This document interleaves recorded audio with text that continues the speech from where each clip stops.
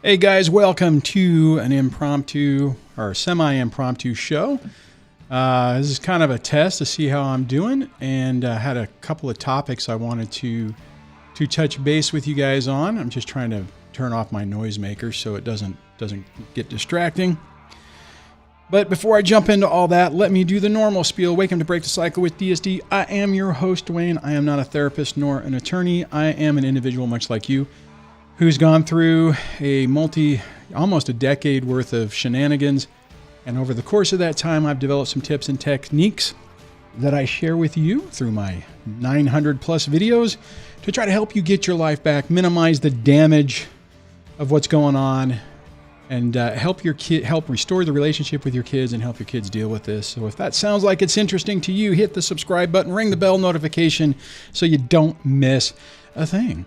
Remember, only a licensed professional can diagnose somebody with a personality disorder. So, of course, learn about cluster B personality disorders and look at the patterns of behavior, but do not go around diagnosing your ex with an issue. And for the love of God, please do not call them up and say, I know what you are. I've figured it out. You're a narcissist. Don't share. Don't tip your hand. If you have a tactical advantage, frickin' use it. But I know how much you want to do that. If you like what's going on here and you want to really support the channel, consider becoming a channel member. Hit the join button right down below. When you do, you get special badges, custom emojis, your name listed in the credits, access to a member-only events, and member-only Discord. Oh, and on that, I think I might have hit the button that says you can't comment on this live stream unless you're a subscriber. Not a member, subscriber. So if for some reason it's not letting you say something, then hit the subscribe button. Help me out. If you want to get SMS notifications whenever I post a video or go live, since it's not relatively routine anymore, you can text DSDLIVE to 844-598-0012. That's DSDLIVE to 844-598-0012, and you will be on the SMS notification list. I just saw that popped out, so the handful of people that have subscribed to that should have got notification. And the phone lines are going to be open, although I probably should, you know what, I'm gonna suspend new calls for now until after I get through the main monologue, and then we'll do it. But when the lines are open, it's 1-424-373-5483 or 1-424-DSD-LIVE. So the other thing I just want to mention is, okay, they think I might have COVID. I've been dealing with this crap for 2 weeks, so I'm still in quarantine. Maybe I am no longer, a pumpkin on Monday. So partly this is a test to see how well I do during this stream. So bear with me, because last week when I did the Sunday stream, when I hit that moment or that limit where it wiped me out, I was wiped out for a couple of days. So there you go. Hey, we got a moderator. That is outstanding, because I wasn't sure I'd have one today. So, oh darn it, I forgot to hit the mute. I apologize. Okay, so this is what I wanted to chat about. I was perusing Facebook like I don't like to do, and I saw a question where a person, I'll just say a person, was struggling that they had not seen their kids in probably a little over a year. And the question was, I think I'm going to go ambush them at church, and just so I can tell my kids that I love them. And one of the things,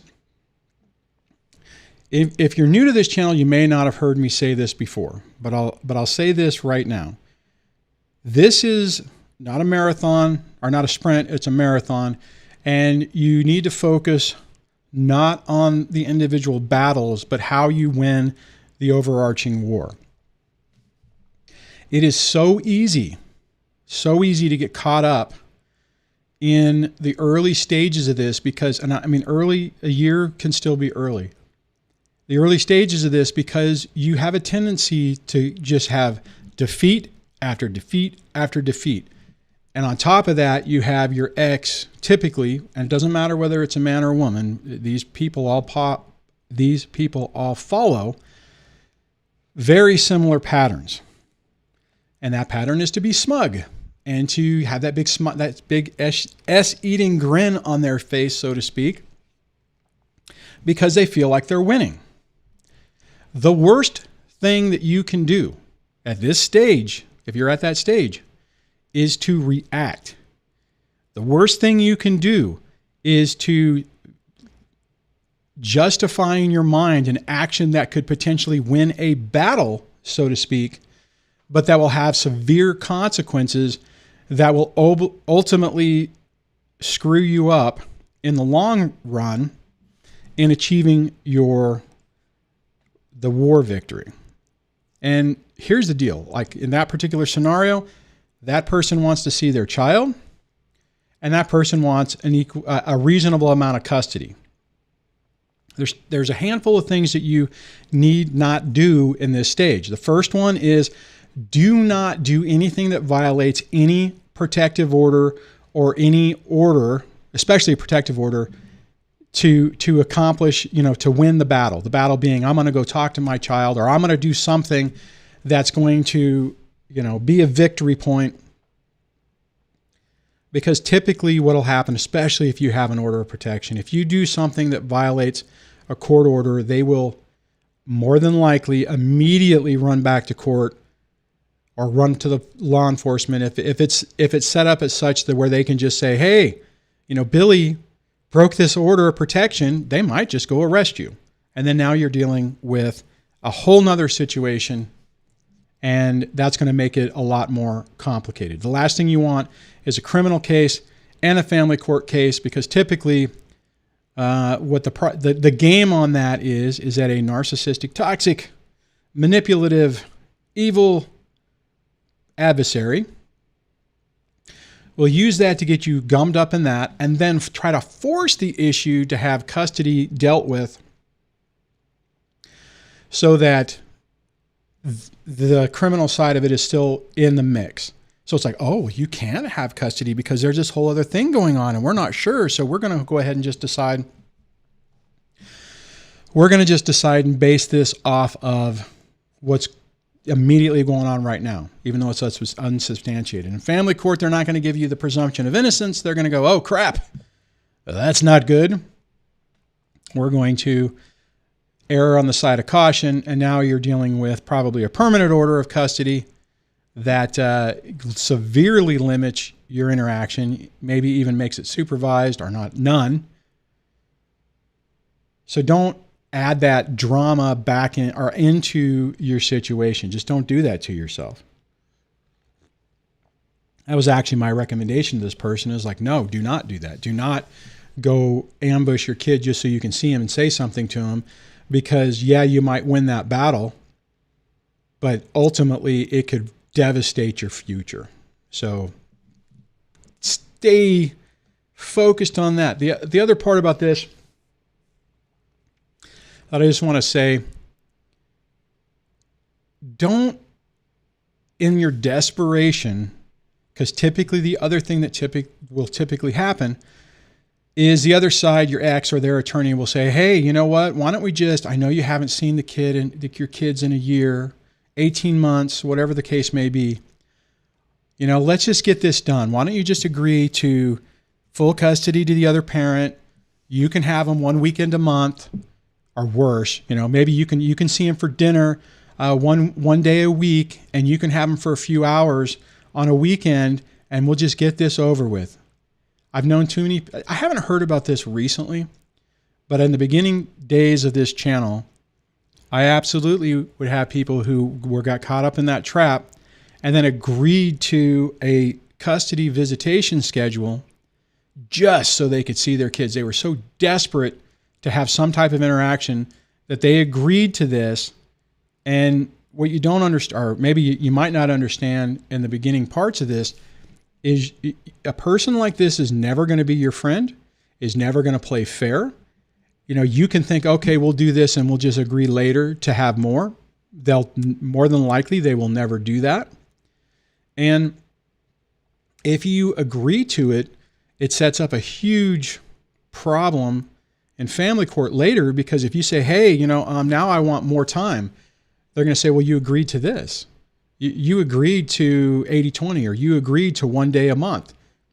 What significant has changed other than now you don't like it, that you didn't agree with it anymore? So please, for the love of God, do not do that to yourself. Like I said, I've seen too many people who have made that mistake, and it makes it incredibly difficult to undo it. Doesn't mean it's impossible. It makes it worse. You are so much better off, especially if your kids are young. You're so much better off sticking with the fight, sticking to your guns, and holding out to show that this is crap, and to try to get 50-50. Now, the reality is there going to be parental alienation going on? Absolutely. After a year or 18 months or whatever, is it going to just be, peachy keen when the kids roll up in your house? Maybe, but probably not. Statistically, when they finally interact with you again, they're going to be withdrawn. They're going to be incredibly stressed. They're going to be confused. They're going to feel guilty for any part that they may have played on it. And they don't want to, not that they don't want to, but they are going to be really confused. If you're in that situation, you absolutely need to look for my not my hybrid no contact, but my Groundhog Day videos, where I talk about that, because what is typically going to happen is on transition times, you're going to be dealing with a lot of emotional chaos and baggage on that. So anyways, just to wrap this topic up, do not take the bait. Here, let me do this. Now, that didn't do much, but do not take the bait. Do not fall for the trap. Do not do something that they're trying to get you to do to prove their point. Don't yell and scream. Don't show up if you have an order of protection to an event or something that you're legally not supposed to be to. It's, we can argue all day long that it's crap and it should have never happened, but don't add extra problems into your situation. Don't do it to yourself. Anyways, that's the rant I wanted to have on this. I hope it was helpful. Hopefully there's not a lot of people in this situation, but unfortunately, I know that there are quite a few. Let me, normally I do this at the beginning, but let me see who's all showed up, see who all we have here. We have Roy. Hey, Roy. Welcome to the show. Glad you could be here. John is here. James. iTumblers. Untamedzilla. John says, I did get your notification, by the way. So, yes, make sure you, let me back up to it. Where is it? It is, no, that didn't come up. There we go. We're talking about the SMS notification. Just text DSD Live to 844-598-0012 if you're in the United States and Canada, and you too will get a text SMS message from me when I go live or do a premiere. Oh my God. Let's see. John says, I let my ex and her attorney make all the mental medical claims against me. What a rookie mistake. They lied about it and it blew up in their face. That was used against the ex as proof of alienation. See, okay, John, you bring up a really great point. And I was just talking about this to someone the other day. When you're fighting someone like this, let them make their mistakes.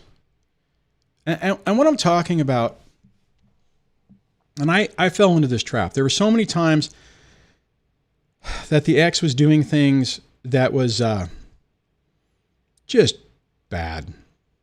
And I would basically reach out, try to talk her out of it. Basically, instead of saying, okay, fine, you're going to be a bonehead and you're going to make these mistakes, and I'm going to just document it and use it as a pattern of behavior like John was talking about. There were so many things that I did that I lost the opportunity to use it as a data point because I was trying to effectively help her and help the situation and help the kids. You got to be really careful about it. I mean, part of it is tough because most of the people who gravitate to this channel, we all kind of are cut from the same cloth, which means we don't really like playing those type of games. We don't like not manipulating things, but you know, we don't want to set people up.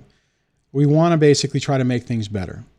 And when that happens, oftentimes, especially when you're dealing with someone like this, you can get yourself in a situation to where a mistake that they potentially have made is erased because of how you respond to it and how you, I guess, in some way utilize it. So, all right, let me scroll down. Oh no. James says, I'm going to copy this. This is a spam-free live. Us mods will remove you. Yep. If the mods see something out of character, you are cleared hot to do whatever you need to do to keep this conversation positive and troll-free. So thank you so much, James. I appreciate that. Oh, man. Scrolling down, just seeing what the other comments are. Let's see. John had said, when my ex put a BS restraining order on me, I went to the police and played super dumb, and they told me how this is used as child custody. I said to the police, what kind of family kangaroo court is this? You know, and I have a story for you on that. I was talking with my brother years ago when he's retired now. He was retired, was a deputy sheriff. He said he got a call one day from one of his deputies saying I think he might have been a sergeant or something, or captain or whatever. I don't know what he was. He'd moved up the chain, and they're like, hey, you know, I'm at this house. We got a call from the dad saying that the kids are in filth, and you know, we're at the house, and the house looks horrible. And you know, what the hell are we supposed to do? Do we take the kids and give them to dad? Do we call? You know, what do we do? And my brother said he asked the question. You guys may not like the story, but my brother said he asked the question, hey, ask them when their next court date is. Puts the phone down, and it's like, you know, it was 2 weeks or something like that. It was really short. It was like within a few weeks. And he said, okay, well, ask him when he left. And it's like, oh, he left, you know, a couple of weeks ago. He's out of the house. And he said, okay, well, so that means that house was like that. You know, it didn't happen in 2 weeks. So arrest them both, put the kids in Child Protective Services, because yes, it's a mess. Yes, you're saying that, you know, and that's what we would do if we were called on it. And both of them are responsible for it. My point about this is family court and the law enforcement and a lot of the professionals understand this game. And this kind of rolls back to what I was talking about at the beginning of the show. You just have to be damn careful that you don't do anything to prove the charade true. If they're saying, you know, oh, order of protection, you know, you're mentally unstable, you know, make sure you don't flip out, show up when you're not supposed to, make a scene. I had a friend of mine who was able to, this is kind of messed up, but was able to get a restraining order against her husband because they were at a soccer game, got into an argument. She was trying to leave, like, I'm not ready. I'm not talking anymore, right? And got blocked. He got between her and the car, trying to have I mean, they were yelling at each other, or he was yelling at her. And the next thing that happened is restraining order, right around the holidays, wasn't able to see the kids, and was denied access to seeing any of his kids. And it doesn't take much to get yourself into a bind. You need to probably, minimize your interaction. When you're dealing with someone like this, you know, you're not going to be able to have a conversation with them and convince them that they're wrong, or convince them that this is bad for the kids. You have to make damn sure that you don't make a mistake that enables them to say, look, see, I said that he's emotionally unstable, needs mental evaluation. Look at these patterns of behavior of what they've done, and give everybody the opportunity to say, wow, you know what? Yeah, that might be, that's an example. I mean, that's what they're saying. And now we're seeing pattern of behavior that demonstrates it. That's personally how I think you get caught up into where a restraining order is upheld. Anyways, so let me scroll back down. Kayla says, thanks for the advice. I needed that. Don't react. It's very important not to react. As this weekend, my husband is keeping my 3 kids from me trying to be polite and come to an agreement, but no choice but to file contempt charges. Yeah, you have to be really careful because now, see, in this situation, if you have a court, here's the other thing, guys. You know, if you have a custody order that clearly delineates who has what time, be incredibly cautious if you decide to violate that. Now, there are some instances where it may be appropriate. Converse. Check with your attorney is what I'm trying to say. Make sure that legally you're in a position to where you minimize your damage, because what you don't want to do is do something like that and then end up in court and then they say, oh, wow, here's an example of why you are the person who's causing the problems. And as a result of that, we are going to do blah, blah, blah, blah, blah. A prime example of that is the Caleb Leverett story that seems to be blowing up right now. I guess he's gone viral again. You know, he effectively violated a court order, and the judge, this was for the 9 years ago, and when he finally got into court, they threw the hammer at him. And then next time that happened, with his 4 years later, his then, you know, so his oldest child, you know, became an adult. The next child in the hopper, so to speak, hit 14, going through some other things. He made sure that he didn't violate anything. He was trying to minimize, getting a custody violation. But when his kid would call him and say, hey, I'm homeless, living on the street, can you pick me up? He would drive the 3 hours, go pick him up, feed him, and then take him to his mom's, where he's supposed to go, legally. And when he did that, when they finally ended up in court, he was awarded, I'll just say this, things went differently. The judge did not harpoon him. They talked to all the kids, the female judge talked to all the kids, let the kids decide, and things went differently. You have to be careful how you play this. Understand that the rules are different than what you expect. Your idea of fairness is different than what you expect. For instance, going back to what Kayla was saying, I'll just pull it back up on the screen. This sucks. It's wrong. Obviously, you got to go through a whole bunch of extra steps to deal with it. But that's unfortunately the game that you have to play. And I'll say, this is an example of how this is not. This is an example of how this doesn't just happen to men. It does happen to men a lot, right? Don't get me wrong. I'm not saying it's not, there's not that. But a narcissistic person has a unique ability to try to finagle the court systems. So it's imperative that we stay incredibly focused on what we're doing so that we don't make mistakes, that we don't give them, what's the word I'm looking for? We don't give them a victory on that. Okay, I do have a caller in the queue, so I'm going to go to that in a minute. I'm just going to look at, excuse me, I'm sorry, I didn't mean to cough. That's annoying. That's amateur. I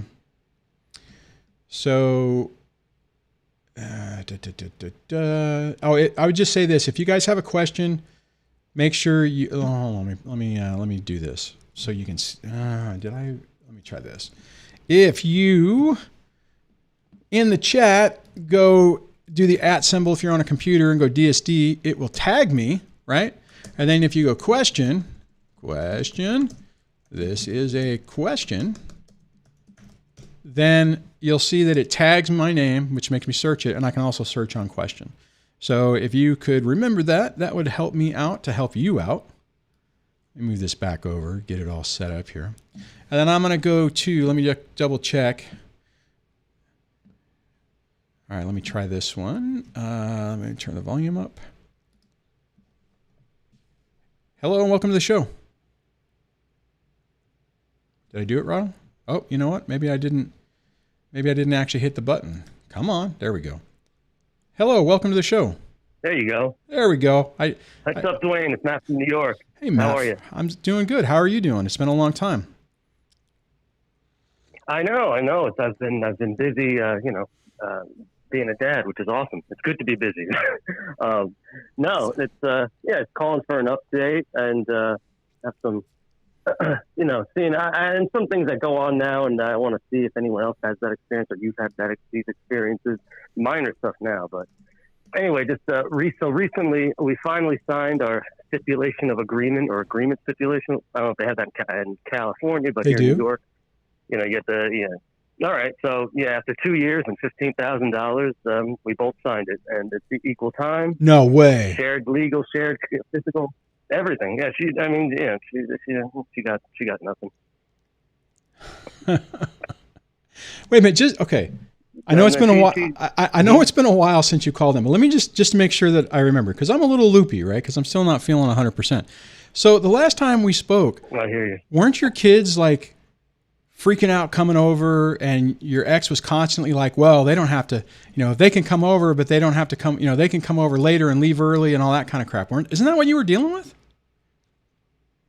Yeah, a lot of that stuff. She was always trying to. I mean, once Wow. that's another lesson. That's the thing you were telling us about. Hold on, I got to do this. I love it, dude. All this crap that you've been through, all this. I mean, my God, we've had so many conversations, and it has been a effing nightmare. And guys, I don't want to interrupt you, but I mean, this is what's important, right? You stick with it. You don't let the stress, even though it's nearly destroying you, trip you up. And oftentimes, this is what will happen. I mean, so how long have you guys been in the stipulation? Well, really what effectively was a knife in the heart for her ideas of, you'll see your son every other weekend. That's all you're ever going to get, which is what she told me a few years ago. I remember. I'll never forget when she told me that. And it was when we went to court for the temporary order. And the judge issued a temporary. They were trying to say, the father's never been involved, which was really seriously, really okay. And luckily, I mean, it could have been the other way. I got lucky. The judge, she was a good judge, in my opinion, and she had said, no, well, I don't care if he was involved or not. If he wants to be, he's going to be, and it's equal time. Dude, That's it. And that was the death knell. I am so happy for you. Congratulations, but it took, man. It took another 9 months for, I guess, her to come to terms with finally signing the document. There wasn't going to get any more. We had to, negotiate little things back and forth, but it's, I don't know what she did. She wasted a whole bunch of money on nothing. I was going to offer her 2 years ago. But here's the deal. Here's the problem in these situations. Well, there's a lot of problems, but let me just, what I see is that they have nothing to lose, right? If you have control, and it doesn't have to be the mom. I mean, this happens, males are able to manipulate the system as well. But what I'm saying is, if you have physical possession, majority possession of the child or children in your situation, then all you have to do is just make it as difficult as possible, because there's a chance you might win. See, and that's what's, I'm just going to say it this way. That's what's fucked up about this, because she can say, okay, no, you're going to have, you'll never see the kids again, or your supervised visitation, or every other weekend, or whatever, and just beat you down. And I'm sure there were times where you probably were like, all right, maybe I should just, I need to move on. This is what everyone's telling me I'm going to get. And if you give up, or if they win, then they win, right? And it's and that's messed up. But that's what I had to go through, and she was locking the doors in the house, taking the shower when I couldn't shower in the home. She did all these things to make me crazy, or at least do something stupid, maybe get arrested. But it never worked, and that's just like you say, you just got to go with it, just keep going with it, keep doing the long war, and that's what happened. So now I deal with little things. They have we have until next month to file. It'll be 2 years next month, so officially 2 years of doing this since I decided that's it. I got to call a lawyer. Done. And let me just throw out there for anyone listening to this and not familiar with your story. When you decided whenever you guys both decided everything was over, you stayed in the house. I mean, so it wasn't like, I stayed in the house until I got a temporary order. Right. So I just needed that equal time, the 50-50 temporary order. Outstanding, man. She would have just said, "Okay, good." I mean, she wouldn't know. I mean, she wouldn't have agreed to what I want. She would have maybe said, "Okay, every other weekend." That would have been the status quo, and unfortunately, that's the way it is. And the judge would have said, "Well, I'm going to keep the status quo." Probably. I don't see why they would have changed it. They would have said, "This is what you've been doing for 9 months." Well, keep it that way. Let me share this. I had to walk into that court. Sorry. No, I'm sorry. I was coughing. Go ahead. No, I'm just saying. I knew I had to walk into that courtroom, still living with my son every day. Yeah. To get that equal time. I couldn't, you can't set, you can, but it's more difficult to try to gain background. And that was my situation. And that's what I was going to say is, so in my situation, I moved out, right? And that was basically on advice, not of my attorney, but of, mentioned that story I was talking about with my brother. It was basically advice of him. He basically said, you need to get out of that house because if I get called to the house for a domestic, even though I'm your brother, if there is a mark on her, you're going to jail and you're going to be dealing with a criminal and a family court issue. Get the F out of the house. And that's why I left, right? Because it freaked me out. But you're right. What happened is they basically, we had some type of visitation that we were kind of agreeing to. And then as court got closer, it was unilaterally a decision was made that me being around the children was killing them. So I couldn't see them for dinner visits anymore, and the weekends were shrunken. And when I first went to court, I gained a little bit back. I got like 70-30, and then and what was interesting is on that hearing that I was telling you about, that initial hearing for the temporary orders, the judge said the exact same thing. My judge said the exact same thing that your judge said, and that was we have a fault, because they said the same thing. Mr. Duane has never been involved. He doesn't care about the kids. He only cares about money. He only cares now because he doesn't want to pay. The same standard bullshit, that everyone says. I know the lines. Yeah. And the judge said, you know what? Whatever. We have a father who wants to now be in the kids' lives. Then we need to facilitate that. We need to champion that because that's what the kids need. But it still took me a custody evaluation and 6 months of that nightmare and psychological evaluations and all the crap that goes with it to ultimately get 50-50 custody. And it was stipulated too. I mean, in my situation, we didn't necessarily have to go to court and the judge said it. It was just for whatever reason, my ex ran out of money. She made so many mistakes that her attorney is like, hey, you probably need to back off. I don't know. But, one day she finally said, or her attorney finally said, and actually the way they did it, they basically said, okay, fine, we agree to temporary 50-50 starting tomorrow. And, it was like, holy crap. So I had to jump through hoops and find ways to, have after school care for the kids. I mean, they made it as difficult as possible for effect, right? I mean, they were trying to make it as hard as possible, but I just persevered and made it through it. Spiteful. Oh yeah, absolutely. Yeah. And to be honest, and one thing I'll just say, I think it's relevant on this, is the way that in my situation, the ex tried to, is like, well, she agreed to temporarily test it out. Right. Even though I'm like, it kind of irritated me because I'm like, bull, no, that's not what happened. You fucking lost and this is over and we're done. But let me just say that, and this isn't your situation, but let me say this to everyone else listening. It doesn't matter what the ex says. It doesn't matter if they think they're winning. It doesn't matter if they think that they have control. Look at the bigger game. Look at the war you're trying to win. And if what's happening is achieving that goals, and let them believe whatever the F they want. Anyways, sorry, I get off my soapbox now. I'll piggyback on that. And say, as long as you don't lose anything that you need, your victory line, as I heard you say on the show, sometimes it's better that they think they're getting over. It kind of puts them at ease. And if they think they're losing, they're going to get ridiculous. They're going to start being very reckless in trying to hurt you. If they think they're winning, they're a lot more docile, these people. Absolutely. So, absolutely. Man, hey, thanks for sharing. I'm so glad to hear. Yeah, go ahead. No, I'm just so now we're going to finalize the thing. It's 2 years, $15,000, money well spent. Yep. And now I'm just dealing with a lot of petty stuff. I don't want to take up the whole show, but dealing with little, now it seems like, I'll just be general. I'll just say now she's always pushing the envelope on the order. And I guess I knew it was going to happen. She's always trying to extend an unwarranted hand into my time. Oh, of course. One way or another. And it's just, I don't know if you go through that or others have gone. But, you know, that's nothing compared to what I've been through. But, you know, yeah, true. That's all. That's what's going on now. Dealing with that stuff. Like I wanted our son to go to like an after school program because I work till 5. She works from home. And I wanted that because I didn't want him transitioning every single day.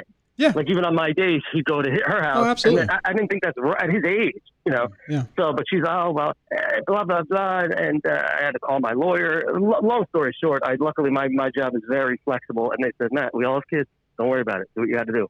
Awesome. They saved my life too. My parents, my job, and you and others like you saved my life. So I appreciate. I'm going to go so the show can continue without me.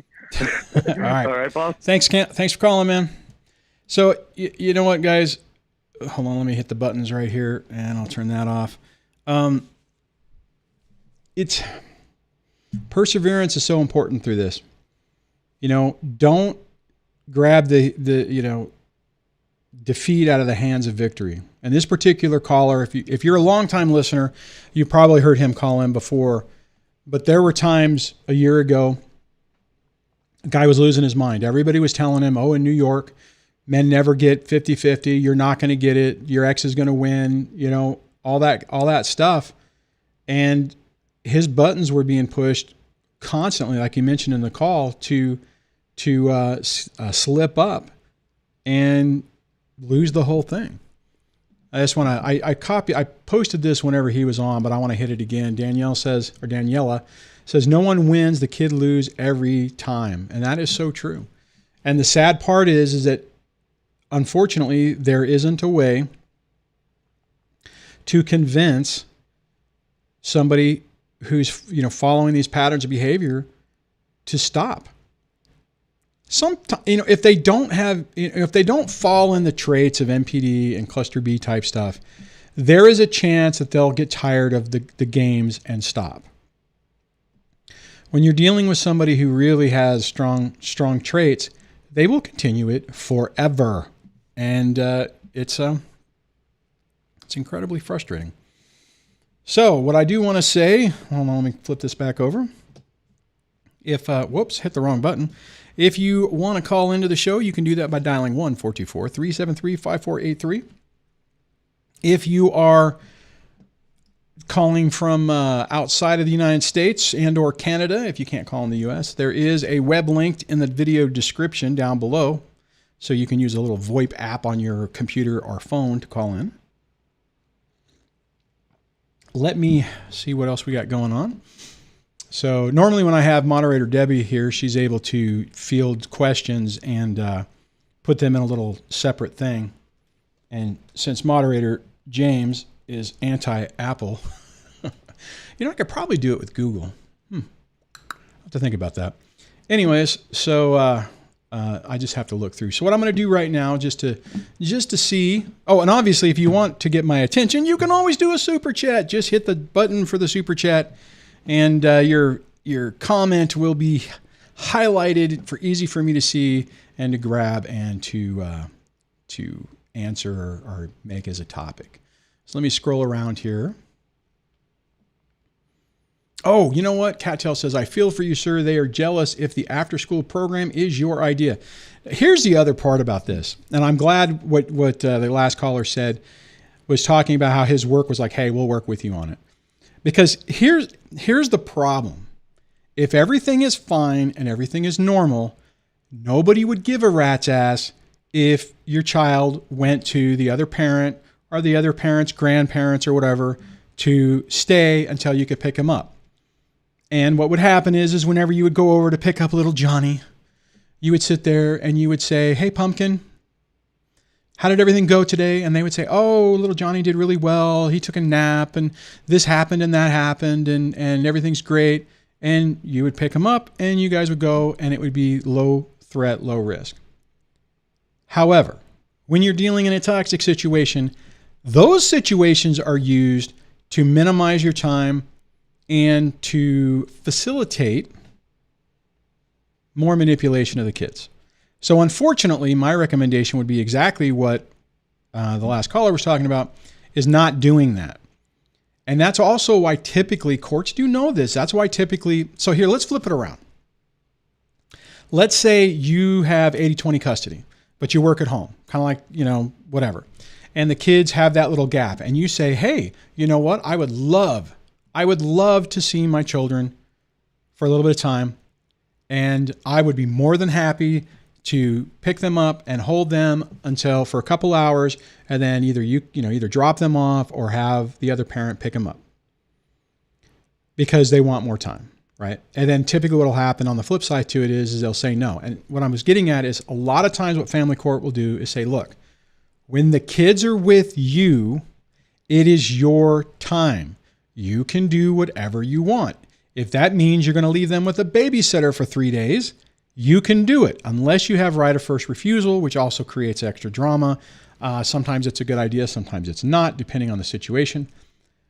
But you need to understand that. And so even when they're playing that, now in his situation, it was outstanding that he was able to shuffle his work around to where he doesn't have to do that. Perfect. So just be aware of that. All right. I am, let's see if anyone commented on what I was just saying. Okay. I'm not going to post that because of the, well, I guess I will.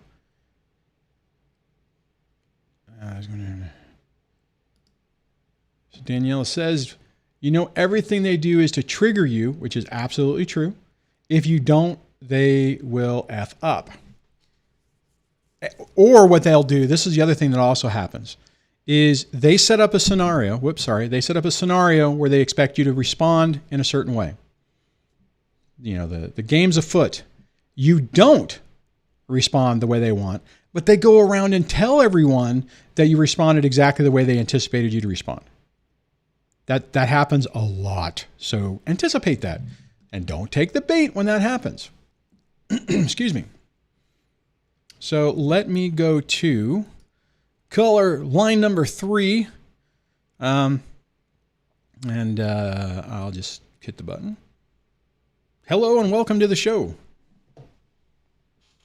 Hello, can you hear me? I can.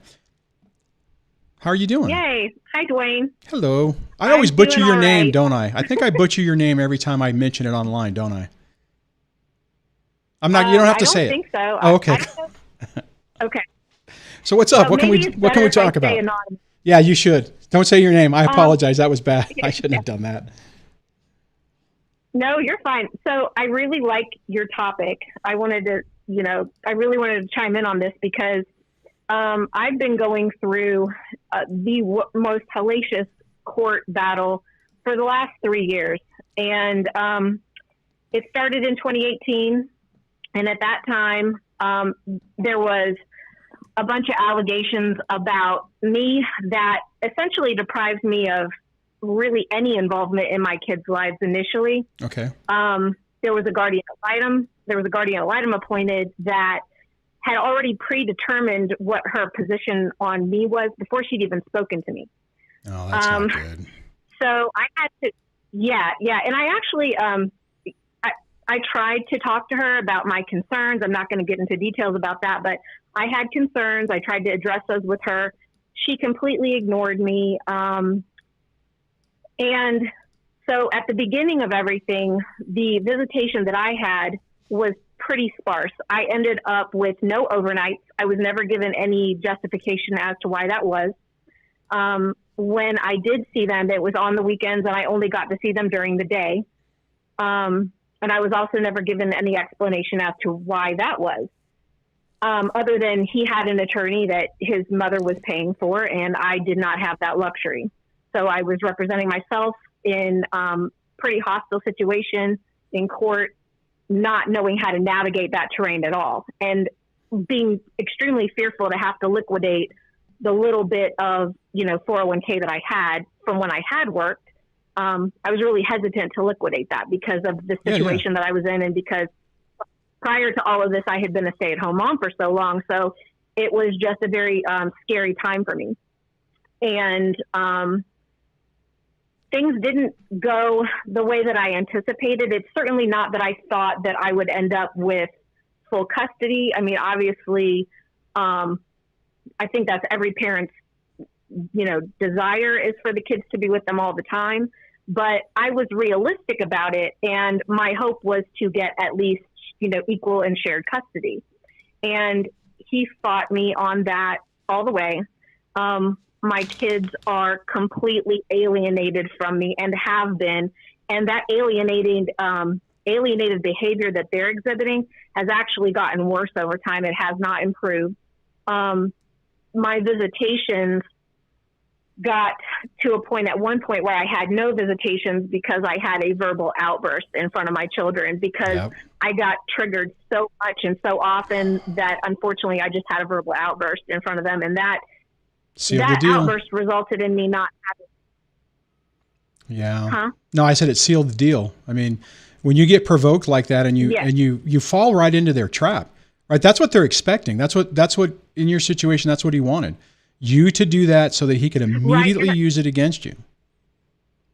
So yes, and because I didn't know that that's what he was doing, I fell right into that. And I will say that listening to you, listening to Chris Godinez, listening to a lot of other resources has really been a huge asset in my mental health, because of everything that had, that transpired. Because as a result of the ongoing alienation and everything that I was going through, I developed really extreme CPTSD. Oh yeah, absolutely. And it's kind of like, I don't know how else to describe it, but it's like when you are going through that, it definitely is a war, it's a battle, it's all of that. But more than that, it's almost like if a parent actually loses a child and say that child dies, they have a place they can go to. They have a place they can mourn. Yeah. But when you're constantly reliving this day in and day out, it's like you're grieving every day. There's no reprieve. There's no opportunity. It feels like every day like your child's been kidnapped. I know that sounds dramatic, but that's really what it feels like. No, it's not dramatic. You're spot on. That's exactly the way it is. And it's every day is a constant reminder that you're living in this nightmare. And every day that your kids lash out at you and take their little bony fingers and cram it in your eye, it crushes your heart. I mean, this is the most cruel, hard, difficult, most cruelest and difficult thing I think a person can go through. I mean, there's a big thing of what people can go through, but I think this is on the top. Yeah, it is definitely abuse by proxy when they're utilized in that way. Absolutely. And they don't realize, kids don't know. I can't fault them because, even though they're teenagers, I still know that they're not cognitively aware that they're being manipulated that way. And they're trying to survive. Be right for me. Yeah. And they're trying to survive in the environment, and they can't, and they probably learned early on that if they go, the sad part is if they've really pushed back with dad and defended you, it would probably stop some of this. But since most kids in this situation don't, and they just go, oh crap, they don't want to stir the pot. They don't want, the attention, the ire to be focused on them. They have a tendency to basically throw the other parent under the bus, and it hurts. Once you realize what's going on, it makes it a little bit easier. But before that, and I'm like early on, I would imagine when you were going through that, you couldn't believe how these kids could turn on you like that. Because I know I couldn't. I didn't. I was like, holy crap. Are you kidding me? Yes, that was definitely a big aspect of it. I was shocked. I was really shocked that they exhibited that extreme animosity towards me. It wasn't logical based upon, their experiences growing up. And I realized that their dad and I had a slew of issues, but it in my mind was never justified to use them as pawns against the other parent. Well, I never saw that as a reasonable course of action.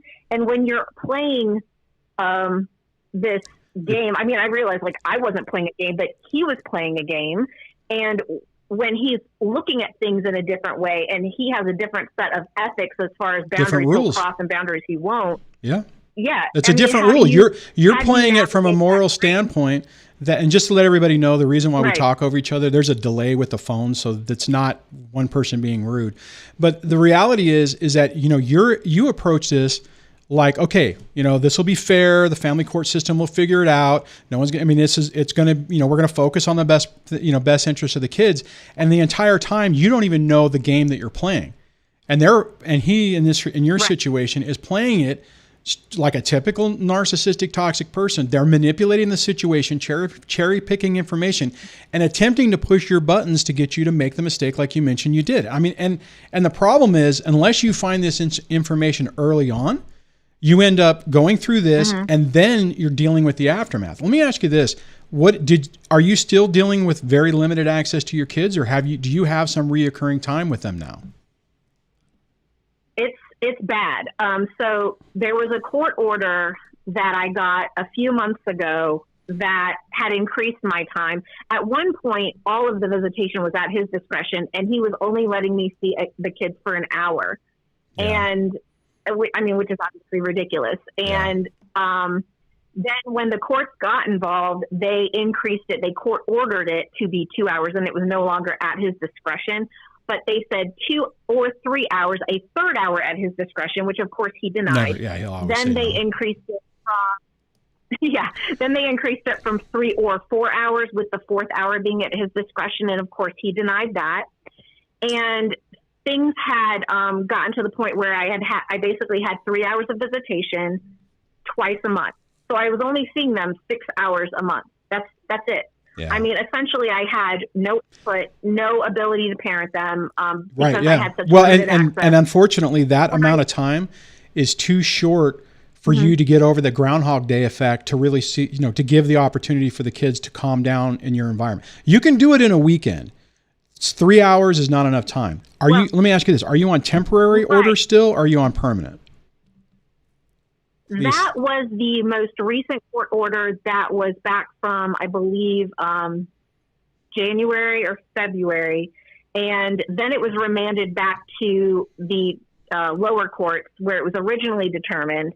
And we have not gone back to court in that court yet. But one thing that I think is very interesting is that for the first 2 years of this battle, his the attorney that he had, the main crux of their claim about me was they, completely stated over and over again. Sorry, that wasn't very articulate, but they kept stating over and over again that they thought that I was crazy, and because I was crazy, I shouldn't have access to the kids. That was the crux of their defense. Right. And then when it came to me signing the divorce papers, all of a sudden I'm not crazy anymore. All of a sudden I'm of sound mind, because it's stated in that document that both parties were of sound mind. So when it comes to the custody of the kids, here's another thing that's interesting. I don't know if anybody else has gone through this, but they bifurcated the divorce and the child custody, so that in the divorce proceedings, they could say that I was competent, capable of working, taking care of myself, not requiring any sort of financial support from him. Right. But then in the child custody matter, they kept claiming that I was so inept that I should have such, restricted access to my children, which obviously is insane. And at one point, the guardian ad litem that was appointed by the courts for my children made a recommendation to the judge that she thought I should have a guardian ad litem appointed to me. Now, as somebody in her early 40s, I thought that was absolutely insane. And I found out later that the guardian ad litem that they did appoint to me was appointed under the Supreme Court statute and code in Virginia that applies to minors. So she was fraudulently appointed from the beginning. Oh, right. Okay. So there's been excessive abuse of process and fraud upon the court in my case. I also found out that the guardian ad litem and the forensic psychologist involved in my case also were involved in other cases where they have targeted the mother in those custody cases. So there's a bias that they've displayed in other cases when it came to the maternal party. And I don't want to make this a gender issue, because I think that in my situation, just like in those women's situation that I'm referring to, I think typically this happens to men. I don't think it typically happens to women. I just know that in my specific experience and the experience of an attorney that lives in this area and the experience of another lady, I'm not going to mention their names, but I know that this happened to at least 2 women. And I was reading about a case that I think is interesting when it comes to the corruption in family court. And I just wanted to mention this because I think it might be insightful for people. There was a case, I want to say it might have been in Maine, but I might have the state wrong, but it's definitely a state that starts with the letter M. There was a lawsuit brought on having to do with collusion between guardian ad litem and the psychologist involved in these family court battles. And I think it was like 31 judges or 300 judges, something like that. A lot of judges, in other words, recused themselves from hearing the case because they were also complicit in what was going on. Yeah, that makes sense. So is there a specific thing you want to you want to ask me before we wrap this up? Just because I don't want to cut you off. Well, I guess I am cutting you off, but is there something you want me to hit real quick?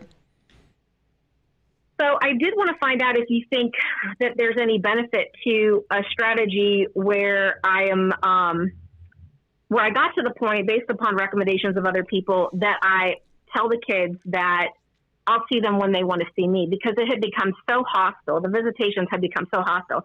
And I was terrified to do that because I was really concerned that they would say they just didn't ever want to see me again. But I went ahead and did that because I thought maybe that would take some of the hostility and the awkwardness out of the visitations if they came back to me of their own volition. And how has that worked out? Well, that was something that took place in the middle of May.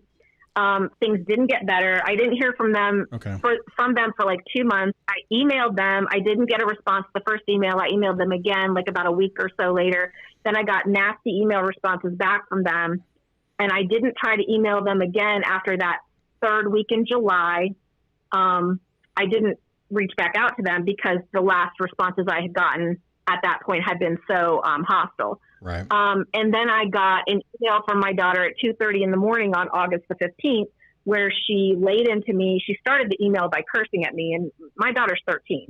So that was not ever a way she'd ever spoken to me before.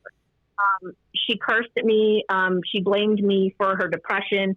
And I reached out to her dad and asked her dad for the contact information for her therapist, not because I wanted to interfere, but because I wanted to be able to assist. And if she felt like I was responsible for her depression, I wanted to be able to see if there was something I could do to help. Right, exactly. He refused to give me that information because for him, it's all about power and control. It's not about what's in the best interest of my daughter. Right.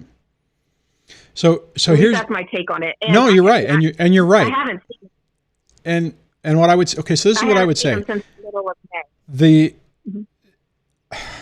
I guess technically I wouldn't. If you would have called me before, I wouldn't have recommended you do that. But I absolutely understand why you did, and I mean I can't knock you for that. You're trying. I mean you're in an incredibly difficult situation, and you're making the best decisions you can with the information you have at the time.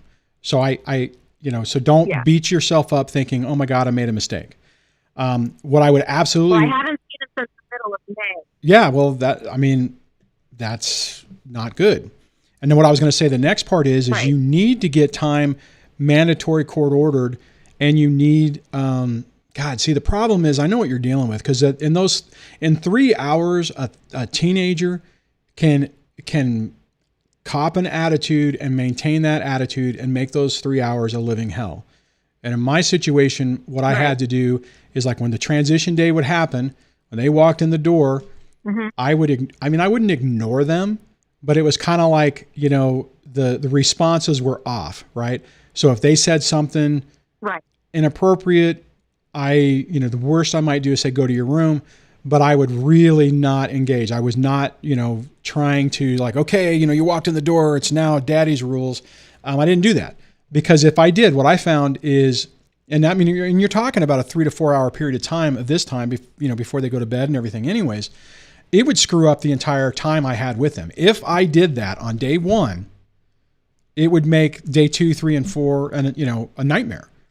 And when you only have 3 hours, you don't have, Sometimes you can, right? If you have a really good bond and it hasn't been erased by the situation, then within an hour or two they can calm down. But typically, especially in the situation you're at, that doesn't work that way.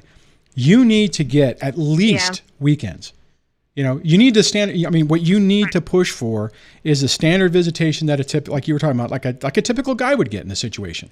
Because at least a weekend, although it sucks, at least you have time to deal with the transition day, and then, maybe even roll in part of the next day, but then to have like Sunday be a day where you guys can calm down. Now, the problem is typically in these situations, the kids will crash emotionally. Like when they get there, they might have a high point, and then the day they go back, it all comes back. You'll see that pattern, but you have to get to the point where you have more reoccurring time on that.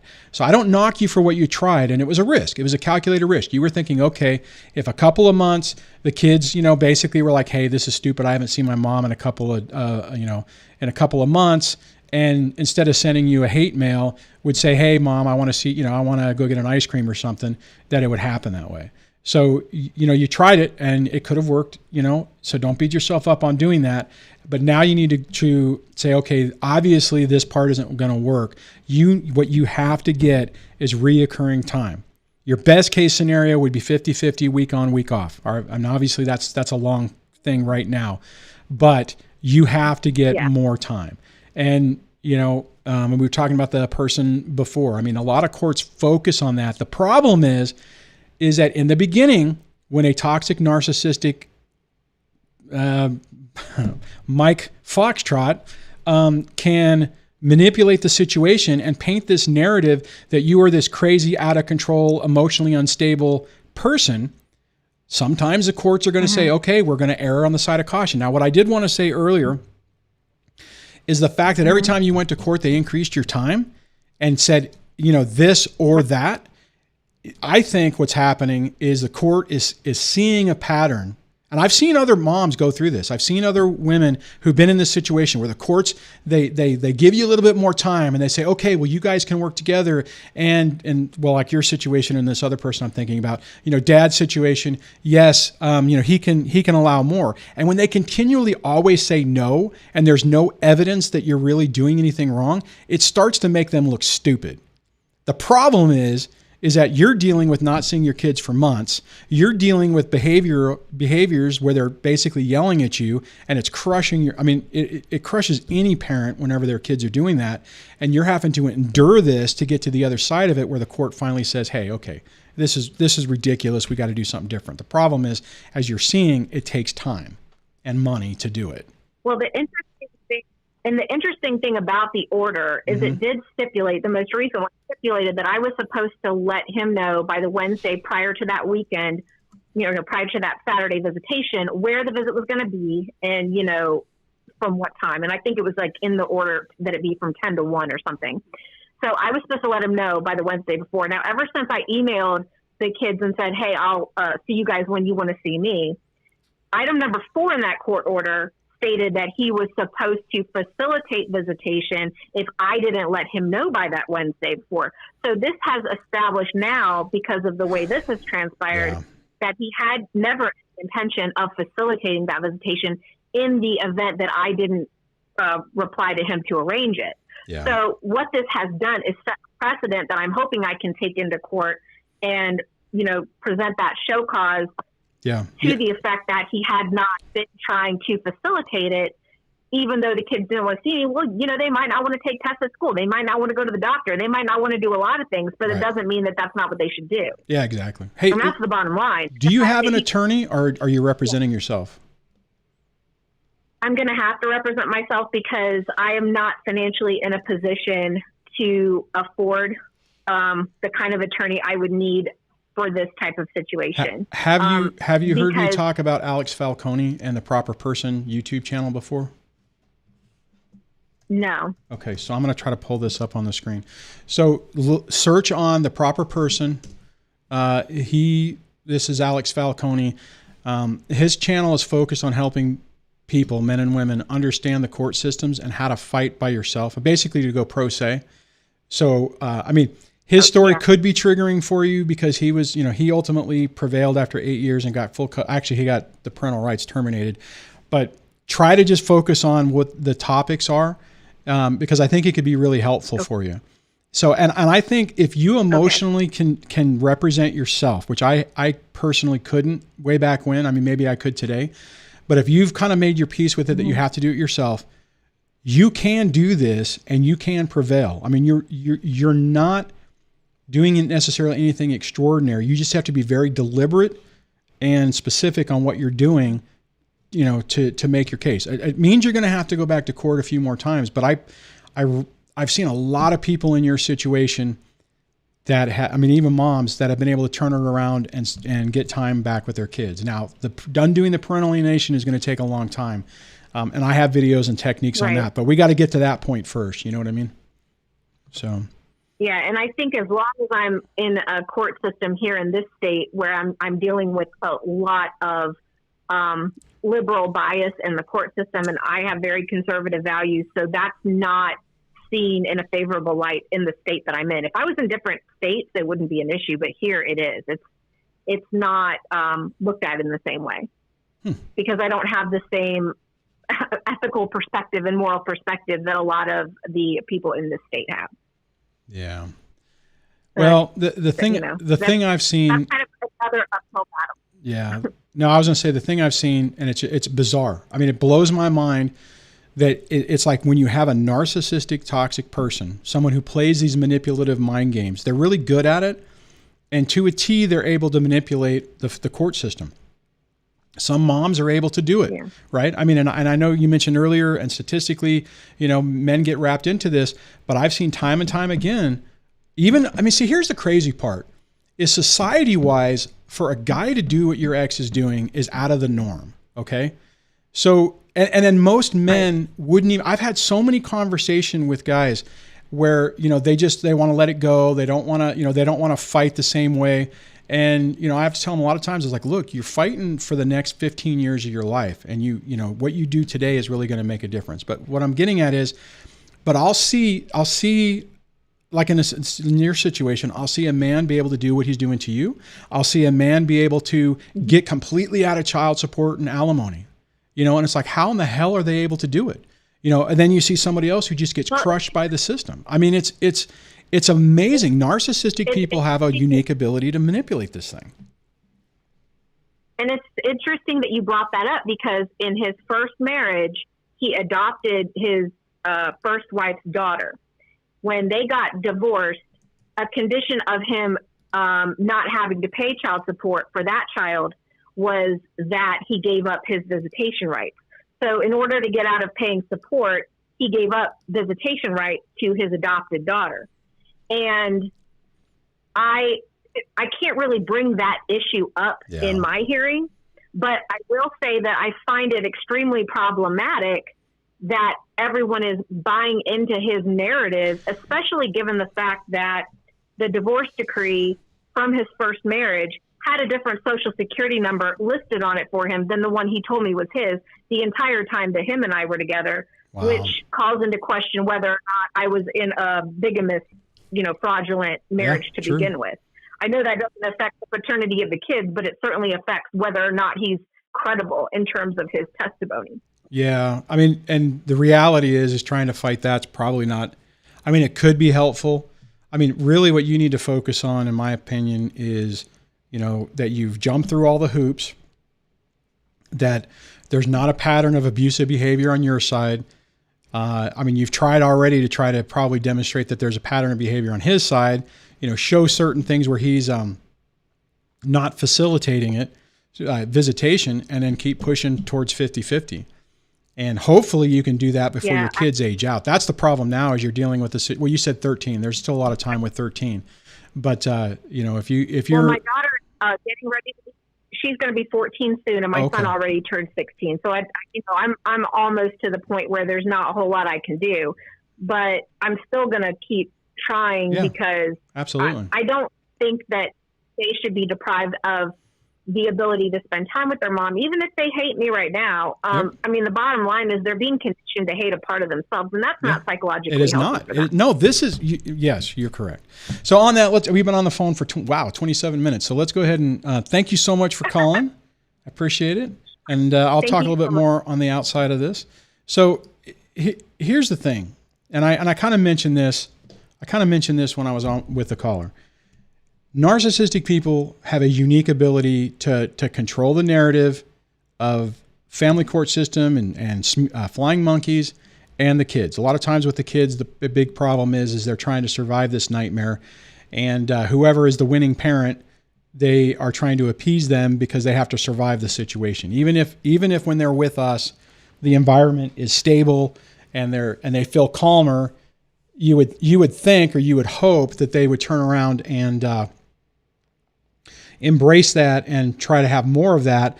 But oftentimes what happens, and as part of the trauma bond, is they are so fixated and focused on appeasing the other parent because they're breadcrumbing love, they're breadcrumbing attention, that these type of situations happen. And it's, it's tough, You just got to, like talking with the first caller though, perseverance, staying the course on this stuff is so important. A lot of times you can undo this. And I think if the caller is able to stick with it, they'll ultimately, even if they represent themselves, they'll ultimately be able to get some set time with the kids. And then once that happens, I mean, you guys have all heard me talk about this before, then, you start undoing the parental alienation, and there's specific techniques you can do on that. I've talked about that, and even John Steinbeck has a bunch of videos on that. And then the next part is just gauging your success on how the kids are with you on day 2 or day 3. You have to have at least a weekend, if not more. And most of the time what you will see is they start calming down, and they start being in private when the other parent's not around and there's no undue influence, they'll start acting normal towards you. Okay, let me look at some of the comments, see what's going on. And while I'm doing that, what I will do is pull this back up. If you do want to call into the show, the number is 1-424-373-5483, 1-424 DSD Live. And we'll see. Looks like I'll be able to. I'm going to keep going a little bit. I'm starting to run out of energy, but we'll see what happens. And while I'm doing that, I am going to look at the comments, see if I've missed anything. Actually, what I'm going to do right now is I'm going to just do a search on the word question to see if I've missed any questions. And John had said, when I first went to court, my attorney said, let the other side make the demands and their mistakes first. Would you advise that as part of the long game? Yeah, absolutely. And see, here's the problem with this. And I know John's asking this because he's already been through this, so he knows the answer. But I appreciate you using this as a prompt. Most people, when they start this, they think it's going to be fast. They think, I'm going to go to my one court thing. I'll spend my $4,000 retainer. We'll go to court one time. It'll be done. It'll be fair, and everything will be great. That's what I thought. That's absolutely what I thought. And then you slowly realize, for me, it hadn't even started. It was like, in talking to my attorney, he's like, oh, well, there's a preliminary hearing and there's a status hearing. And I'm like, what? I'm like, wait a minute. So I got to go to court one day, and all that's going to do is like set temporary orders. And then we're going to wait and then try to battle it out and then go to court again. And then it's figured out. No, that status hearing is just to see if we can come up with an agreement. I'm like, well, what the hell does that mean? Because, well, then we either go to trial or we continue to try to negotiate it out. I'm like, it's like even thinking about it right now, it kind of makes my eye twitch. You get in a situation where you're like, oh my God, you're talking about months and thousands upon thousands of dollars. And then you realize every time you talk to your attorney, I was lucky because mine was only like $150 an hour, but I was paying 10-minute increments. I think. Was it 10? Yeah, I think so. But anyway, so if I called, so they would do 1 in 6, right? So it's like 150 to, 1/6 of 150. If I called and asked one question, if I was on the phone for 45 seconds, they charged me that. If I was on the phone for 11 minutes, they charge me $2.60. I mean, it they don't do it by the minute, and they definitely, what I'll just say on this is the other thing that happened is I thought, okay, $4,000. I think that was either $3,000 or $4,000, whatever my retainer was. I'm like, all right, cool. $4,000. All right, this sucks, but I can dig myself out of this. And then a month and a half into it, they're like, hey, Duane, you're out of money. I'm like, what do you mean I'm out of money? Oh, well, it took an hour or whatever. It took, a day to set up your file and create your account and everything. So that burned through, $1,000. And then, we did all these phone calls. So that's another $1,000. And then we went to one, and I'm like, oh my God, you got to be kidding me. Anyways, I digress. All right, let me see if anyone has tagged me. If anyone wants to buy me a coffee, you can do that with the YouTube super chat thing, or super sticker. Not that I'm, is that grifting? Drifting? What is the word? Whenever someone's like, all right, let me look at this. Okay, so John has said the caller is correct. I got so fed up with it when my kids gave me lip. I would say this is all because of your captors. They started to get it. Yes, abuse by proxy. And then you have to be careful about that, because depending on where your kids are, they'll go back and they'll go like, oh, Daddy's saying, in his situation with John, Daddy's saying that you're my captor. And then you'll see in court documents that, my ex is, John is trying to say, blah, blah, blah. Anyways. Oh, Arizona, let me try that one more time. Aaron in Oz. Hey, man, I know I saw you earlier. So thanks. I'm glad to see you. I haven't seen you on in a while. It says AK had a good question for you earlier. Let me see if I can find. Oops, hold on. Okay. So AK said I'm assuming this is the question. It says DSD, I have an opportunity to join one of the big 4 consulting firms. I would not be able to spend as much time with my 9-year-old though. Ooh. How did you make peace with not taking promotions? Was it hard? Wow, this will be a standalone video. Okay, so it was incredibly hard, and I had a different situation. I was higher up in the food chain and just getting crucified. I was getting crucified at work, getting crucified by the ex. I mean, I was basically getting lit on fire from everywhere, from every angle. So after dealing with that for about a year, and hearing at work, well, you're a single father. You can't do this position anymore because, you're a single dad, which legally they can't say that, just to throw that out there. I finally decided, I'm like, okay, these people are really going to start trying to screw with me. So I can either step down and take a lower position, no pay cut, because I was already, when I took that position, I was already maxed out. So they couldn't do anything for me. And AK, what I will tell you is it was hard. It was hard. It was depressing. I'm still working in that environment. So, I mean, every day when I'm not quarantined and, at the morning meetings, I'm sitting looking at somebody who had the position that I had. And, years ago, now it's like 9 years ago. Yeah, 7, 8 years ago. So it's been a while and it's tough. But here's the thing.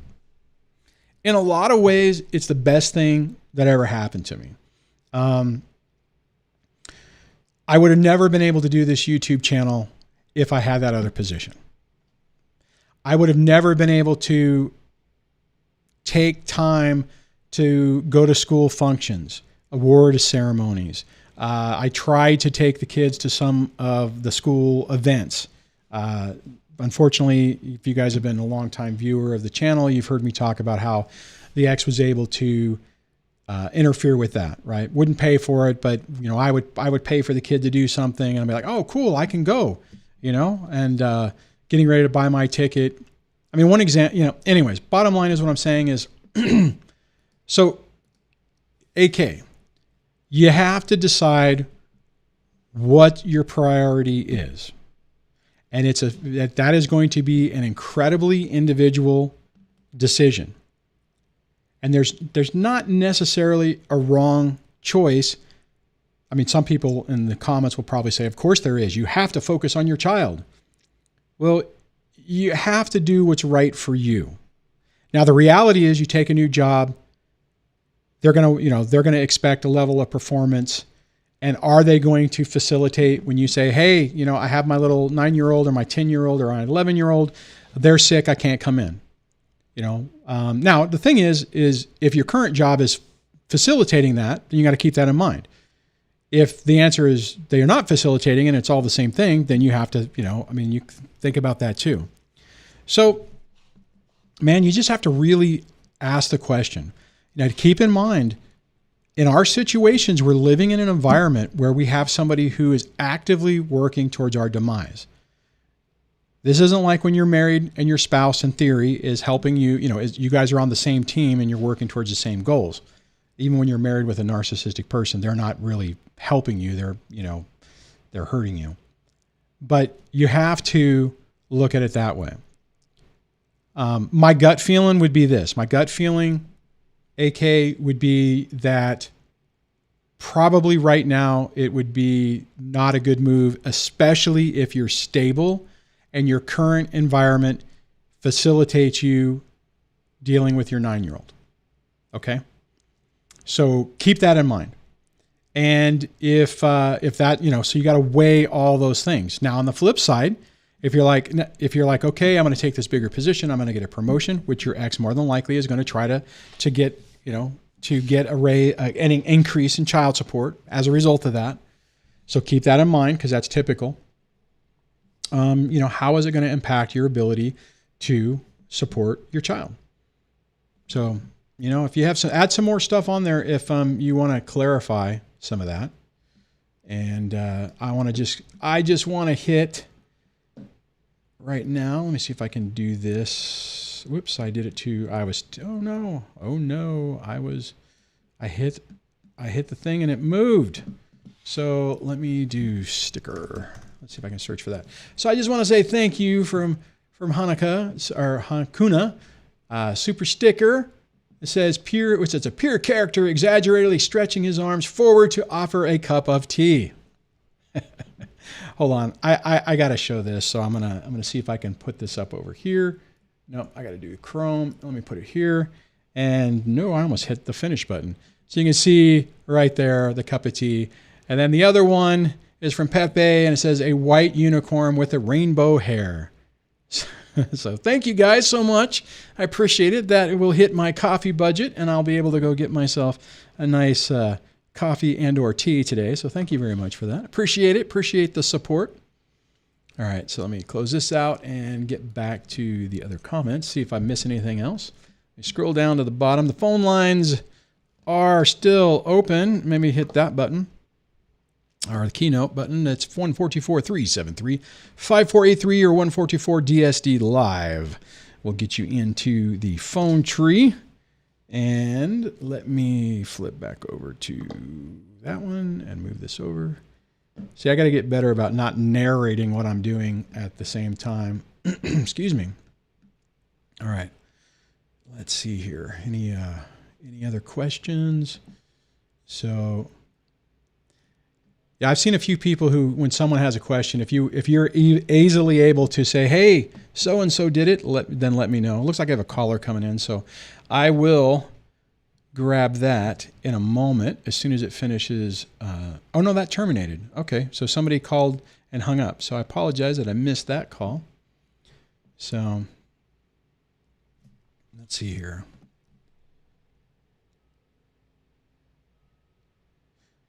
Hold on.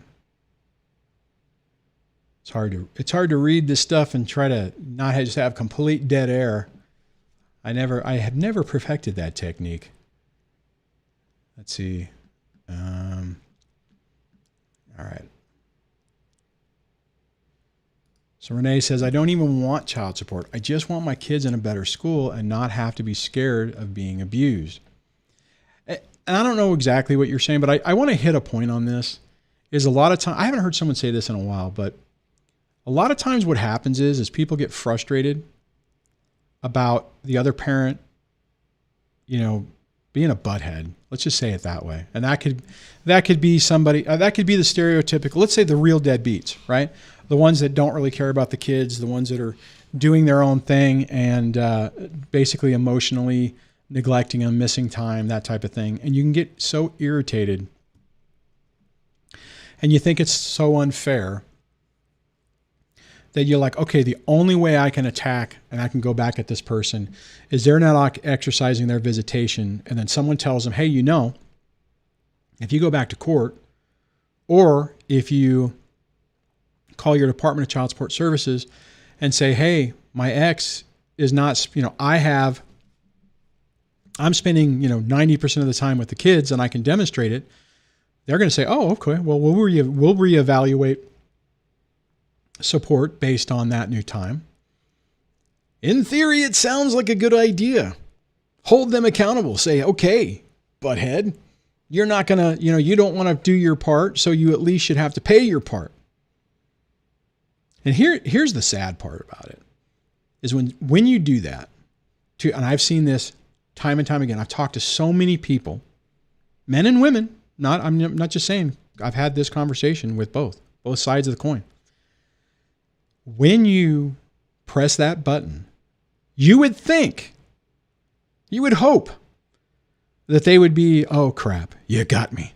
Okay, what's the new balance? That's not what happens. What always happens is they come out swinging. And you're going to be dealing with, the only reason I'm not seeing my children is because of parental alienation. And I should have full custody because and it could be true, right? But I'll tell you, I have talked to so many people who've mashed that button who go, oh my God, I wish I wouldn't have done that. Yeah, I see Katrina says it's exhausting. It's so exhausting. Guys, if you have majority time with your kids, and let's say it's 50-50.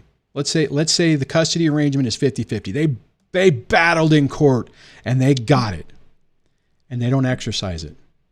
And you're going to be so angry when little Timmy is saying, why can't I see, why won't they call? I thought I was going to see them this weekend. I really wanted to show them my project from school, and it's just it's going to hurt your heart. Do not lash back out at them saying, F you piece of crap. I'm going to go back to court. And since you're not seeing the kids and it's really 100% zero, and I'm going to get money out of you, it will blow up in your face. Try to stay. If you're completely circling the toilet bowl on money, okay, fine. You ultimately got to do what you got to do. But I'll tell you, I've seen so many times where someone does that and they regret it because it turns into a effing nightmare. Now, if you're in a situation where, like the last caller, where you're not able to see your kids all the time, you have no choice but to go back to court. You have no choice, and you have no choice but to swing for the fences, so to speak. But you really have to think about it whenever you're in a situation where things are about as stable as they can get. I'll just mention this. I had a friend of mine at work. This is early on in my situation. This is it's pre NPD cluster B discovery. Pre me really working hard with a therapist to get my life under control. And I had a friend of mine who had full custody of the boys. And mom was nowhere to be found. She was with her boyfriend and would not exercise visitation, would constantly make plans with the kids and cancel them. And he was dealing with that. And I was so triggered, basically, so irritated for this guy. I'm like, you should go back to court and hammer her for this. This is wrong. You shouldn't be paying the amount of money you're paying, for her to not, for nothing. And he said, brother, I'm paying her to stay away. My kids have stability. They're with me all the time. I'm able to provide them structure. I'm able to show them that I love them. I'm able to, to minimize the damage their mom in this situation is doing. And it took me a few years to finally understand what he meant. And I hope if you're in that, and it's hard, I hope if you're in that mode, you can hear those words and hear what I've just been saying and understand that because it's such a difficult thing to get to. I was so angry for so long that if I could have, I would have probably spent $1,000 to get a dime back if I could have. I just didn't have any money back in the time. Okay. I digress.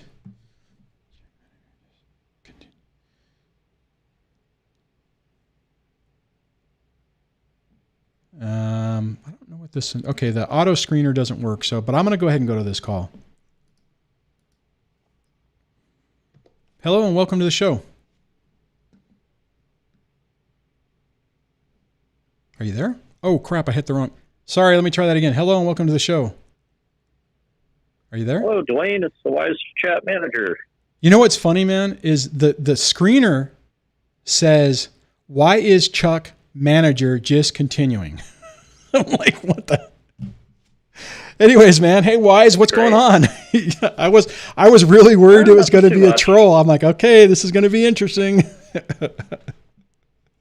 What's going on? No. I think trolls probably make sure that the auto screen works right, would be my guess. Yeah, probably. That's funny.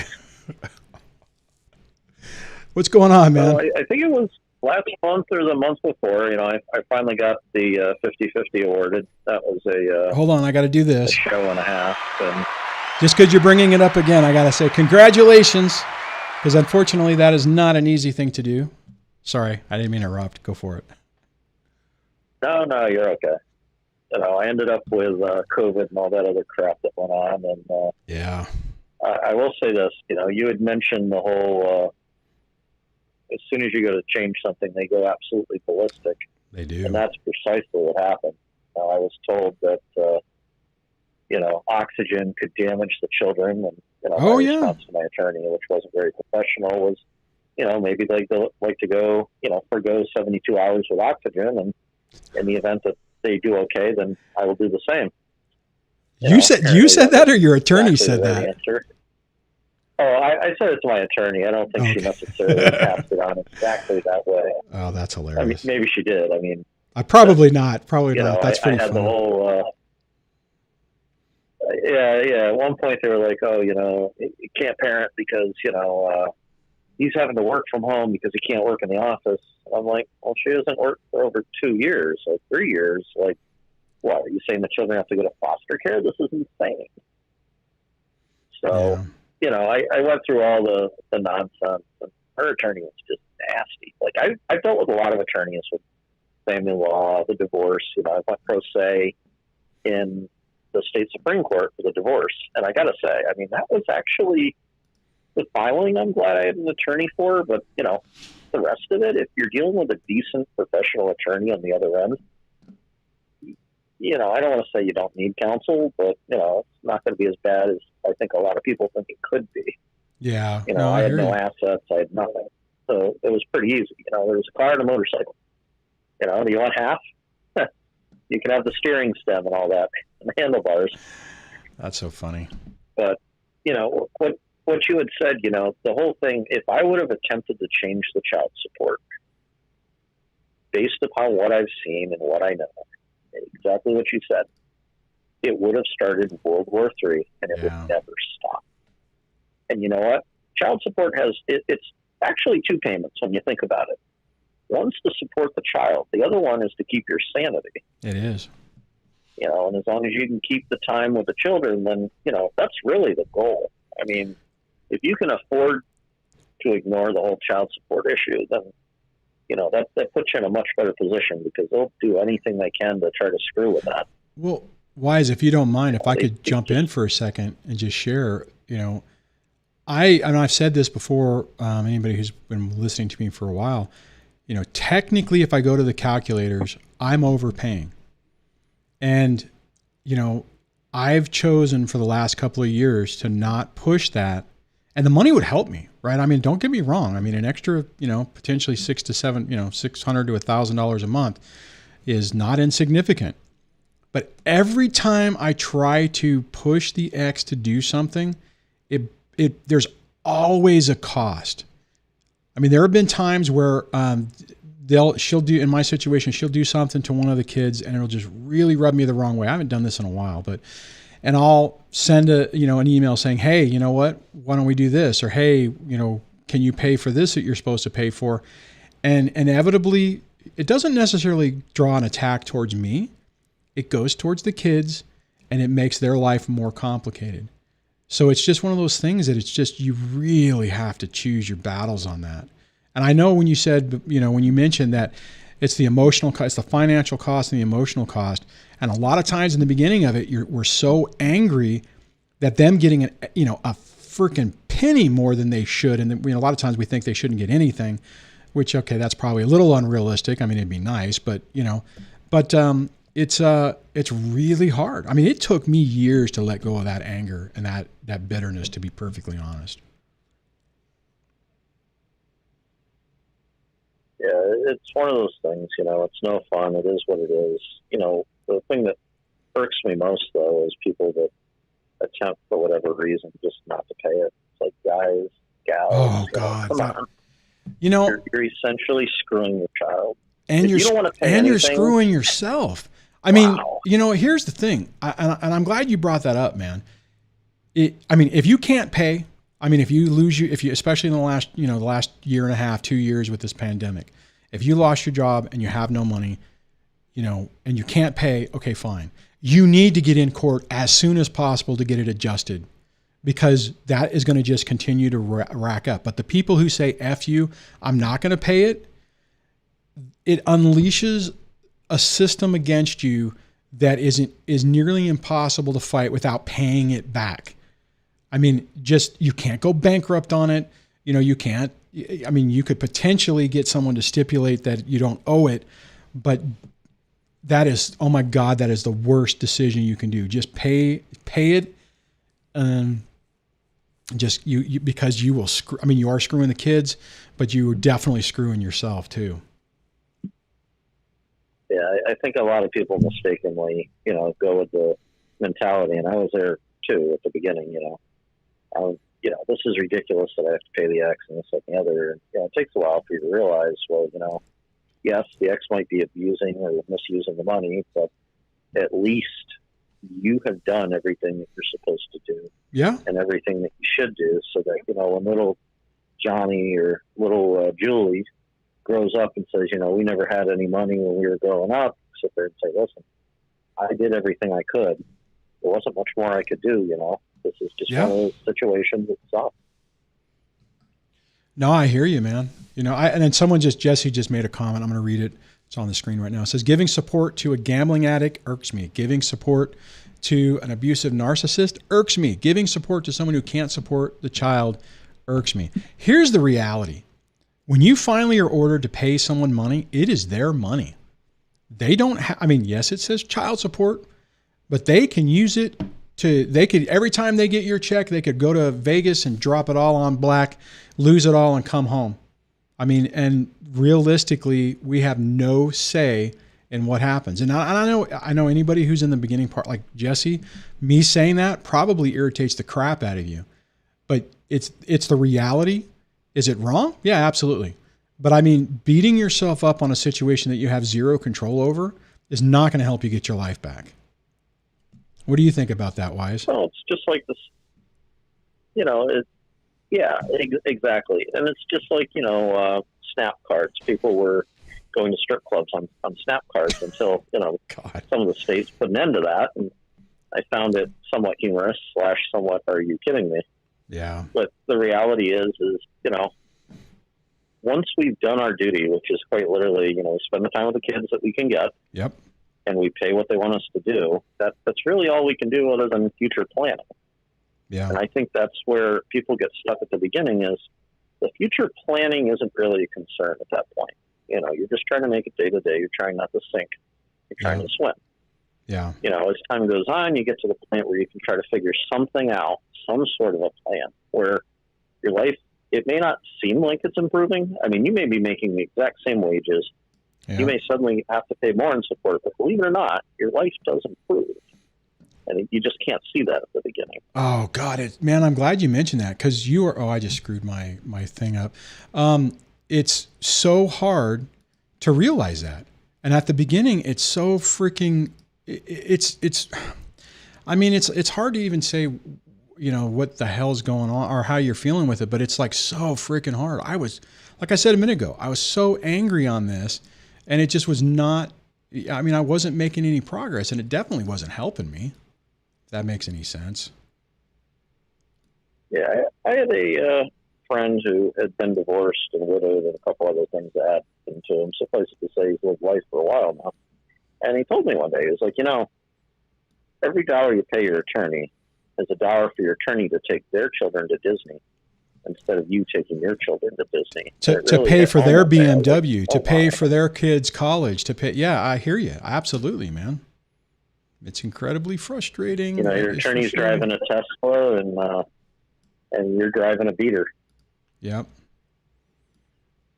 You know, it is what it is. But yeah, I just want to tell people, you know, keep up hope. I mean, the trick to defeating these people, if there is such a thing, is basically it's a war of attrition. You just got to stay chill. Let them do their nonsense. They're going to do it. Don't always defend yourself. Sometimes you look crazier by defending yourself and doing nothing. Yeah. You know, and it's a fine line as to which is which. I mean, there is no good guide on it.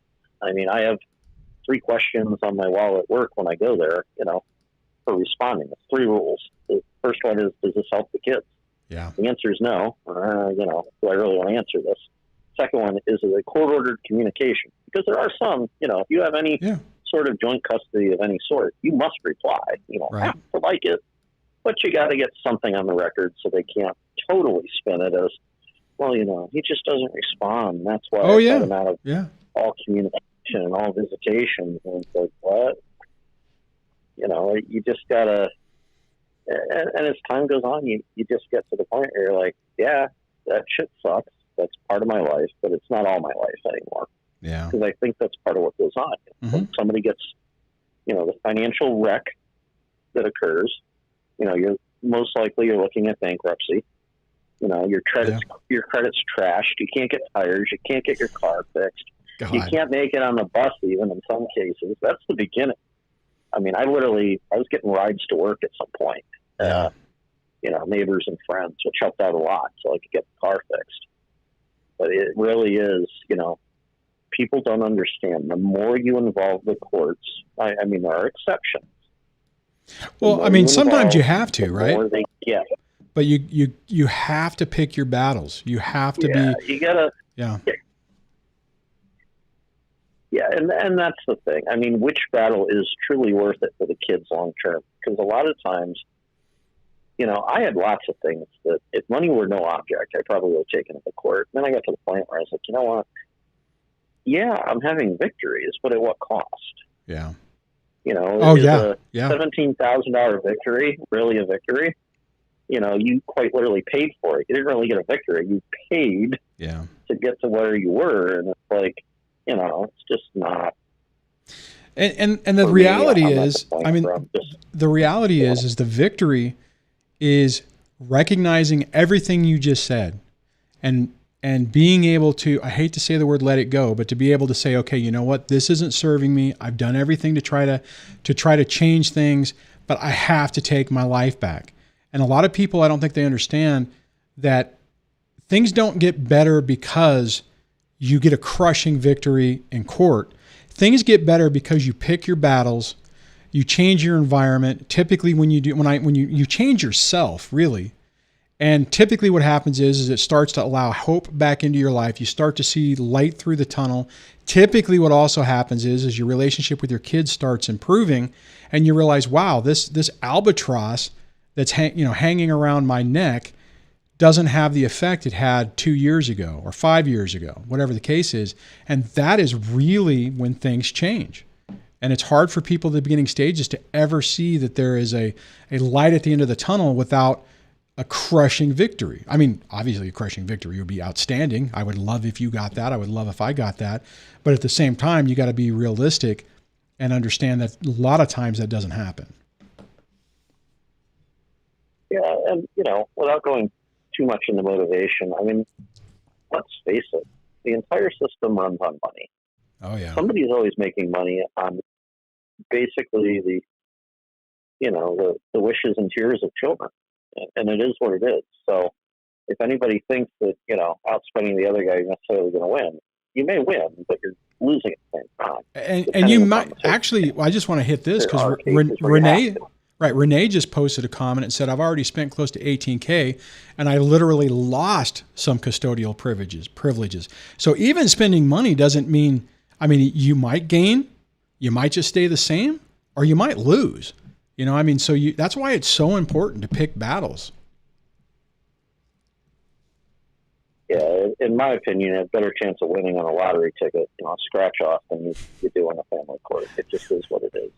Because the reality is that they play by rules that no one except for possibly Alex Falcone is going to be able to sit there and, beat them with a stick, so to speak, to get the right outcome. And at the end of the day, if you spend all that time and all this effort trying to do this, what time and what effort are you spending on the kids? You can't do both well. Yeah. The other party can do it because they don't give a shit. They legitimately don't care. They don't care about you. They don't care about the kids. They don't care about court. Nothing matters to them. And as a result, they have no scruples. Yeah, absolutely. You can't so-called beat it. You can adjust the way you approach it. You can adjust the way you approach life. And you can change the way in which you do things. And if you do that, that's the closest thing to a win that I think most people are going to get nowadays. Yeah, true. Hey, man, I got another caller. Let me grab that. But thanks for calling. I appreciate it. All right, let me hit the right buttons and get this around. So I know probably this will be the last caller. I gotta see. I'm already starting to get loopy on what buttons to push. So let me get this set up again. Make sure I just didn't accidentally hang the phone up because I almost did. And I'm going to go to, this will be through the web, so we'll see how this works. Hello and welcome to the show.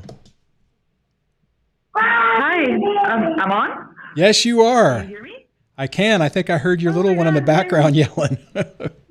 Yeah, she is. I'm sorry for No, that. no worries. No worries. Trying to adjust the volume. So if you have a headset, that would probably help, maybe. So, but yeah, let me get one. Okay, we'll stand by on that, and I'll just say thanks to you. I just go ahead. I just want to tell everyone that on Discord server, thank you so much. You kept the little sanity I have left. You guys helped me out so much. Oh, awesome! I'm glad it's helpful for you. And just for anyone who's listening, there is a DSD Discord server that is kind of relatively private. You have to go into it and then get accepted into the private area, and then you have access to a lot of the. Can you hear me better now? I do. Yeah. So I'll show after we get off this call. I'll show the links on how to get to the Discord. So what's going on? What can I help you with?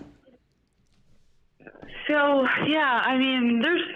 it's such a wide topic to talk about, and every situation is just.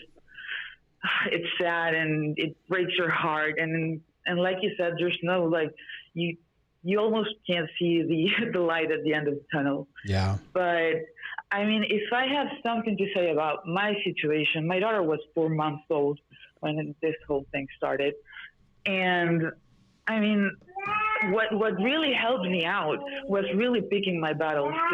Yeah. There's going to come a point that the cognitive dissonance that a narcissist has. If you just understand that things are unfair and things don't work the way they should, if you know that, you should use that to your advantage. Yeah. It's corrupted. Yeah, well, choose a lawyer that has a friend. Do your research. Be on top of everything because no one really cares. Yeah. That's facts. It's true, if you're though. not on You're top right. of everything, if you don't know the law, and if you don't go through everything, which is super hard to do, because in my case, I was just by myself with my 4-month-old. Yeah. I was pregnant again, interrupting a pregnancy, and I had a social assistant come to my house, and lawyers, and money, and work. Yeah. And I got through all of that, and I did it right, but I can never win because my daughter is still in danger. Because the real danger here are my parents and my ex's parents. His dad just got sentenced to jail for sexual abuse to a minor. Oh, that sucks. Not to your child, right? It is so. What? I said not with your own. No. Okay. No, Okay. no, All right. Just, over my dead body. No. yeah, just checking. So, okay. Well, that still sucks. I mean, I guess in some ways, Yeah. at least he's in jail, so you got a reprieve for a while. Well, the thing is that I couldn't get a restraining order until like last month because they didn't have a sentence yet, and this was going on for like 3 years. Yeah. So I had to like get to other resources to make sure my daughter was not anywhere near this man. And you know, when you say you have like you can have beliefs and you can have your own moral, but you have to play the game they're playing. Yeah. Oh my God, that is it so is true. what it is. Don't, because you know what, the word like when they are just going all over your rights, don't defend yourself. Just talk about your kid. Yeah. Only your kid. Don't ever mention yourself. You don't exist. Well, And I'll just say, as you're mentioning that, that's kind of the hybrid no contact video in my Mindset for Narcissistic Abuse Recovery, which I have on the screen right now. That right there is the crux of the technique. You just focus on the kids. You don't deal, or you don't even address when they're telling you that you're the worst person in the world, because it doesn't help. It doesn't accomplish anything. So now you also said that you're. To go to What was that? Court. Like, if this helps, I have to get like new clothes, like to come out like as a decent person, you know, and all that stuff. And you know what? It does help, and I'll do it. I don't care. Yeah. So, and you mentioned before, or you also at the beginning of the call, you said that you're having issues with the grandparents on your side and on his side. Do you want to go? You want to ask any questions about that? Yeah. Yeah. My dad is really extremely complicated and extremely violent, and I'm looking for a way to like get a restraining order. But I mean, I can't. I have to get myself like punched in the face or something in order to be able to get that. Well, I mean, unless you're living with them, then you slowly start phasing them out, setting up boundaries. Or do you live with them or anything, or are you away from your own parents? I live in Uruguay, and it's a really tiny city. Oh, okay. And they live like 6 blocks away from me. I left my house when I was 17 years old. Well, I mean, and I can't escape them. I have to leave the country, honestly. And sometimes if that's an option, sometimes that's what you have to do. I am making it an option, but that requires that I have to get her dad to come with me. Oh. Because I can't just leave the country with her. Yeah, true. And without him. How long is he going to be in jail for? Do you know? Oh, I have no idea. Oh, okay. I'm doing my research, but there's only so much that you can do to get money, you know. I had to work 24 hours a day, take care of baby. Yeah. She's amazing. She's healthy. She's a joyful little kid, which is the only thing I care about. And I mean, in my situation in court, the allegations he was making, I had to take care of him as well because he's ignorant. Yeah. He doesn't have a clue of the consequences of what he was doing. He also he put an audio saying I have the audio, and he actually says out loud, "I went to a brothel to get illegal substances." And it was like, Jeez. Dude, God. If I get that out in court, you're gonna go to jail. And what is that gonna do for my daughter? She's gonna go meet her father in jail? Yeah, out of sheer stupidity, really. Oh man. The first thing is Yeah. I mean, here's the reality, and what you just described is, I think, to some extent is a situation that most of the people who are listening right now are dealing with. And that is, you come from a family that has highly toxic traits. right? You said your dad's you think he's a narcissist. Same thing. And when you grow up in that environment, what you consider is love, what you consider is appropriate, you're right, you normalize it. And I think what ends up happening for every one of us is we end up recreating that entire scenario and going through it again.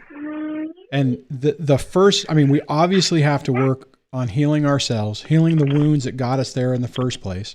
And a lot of that is inner child work from dealing with the emotionally abusive distance. I have DSD. Oh yeah. And everything. I'm sure. Yeah. DSM-5, all of it.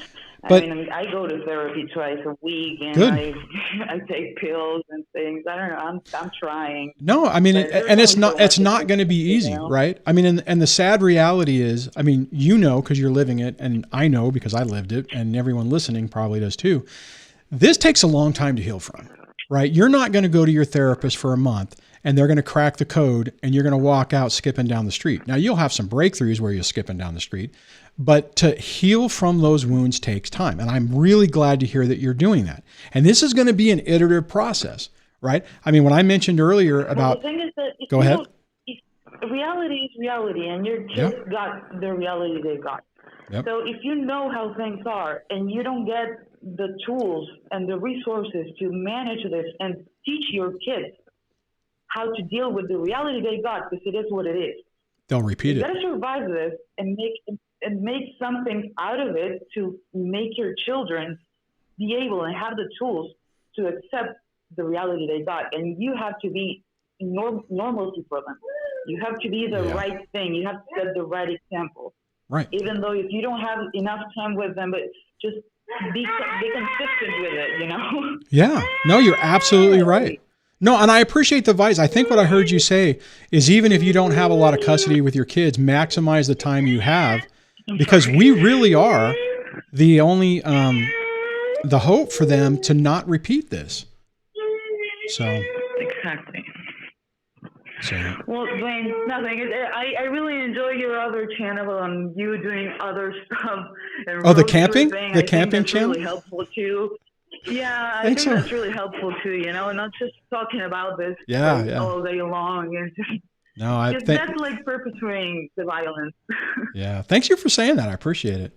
All right, hey, thanks for calling. I'm glad the web thing worked, and we'll chat later. Man, so hold on, let me hit the right button here. So that was a web interface call from Uruguay, I think.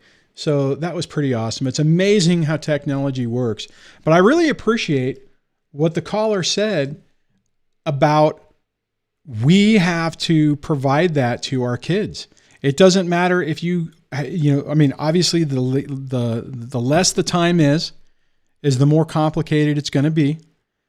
But we are the ones in the unique position to be able to pattern appropriate behavior. Hold on, I got to turn this off because someone's trying to call me.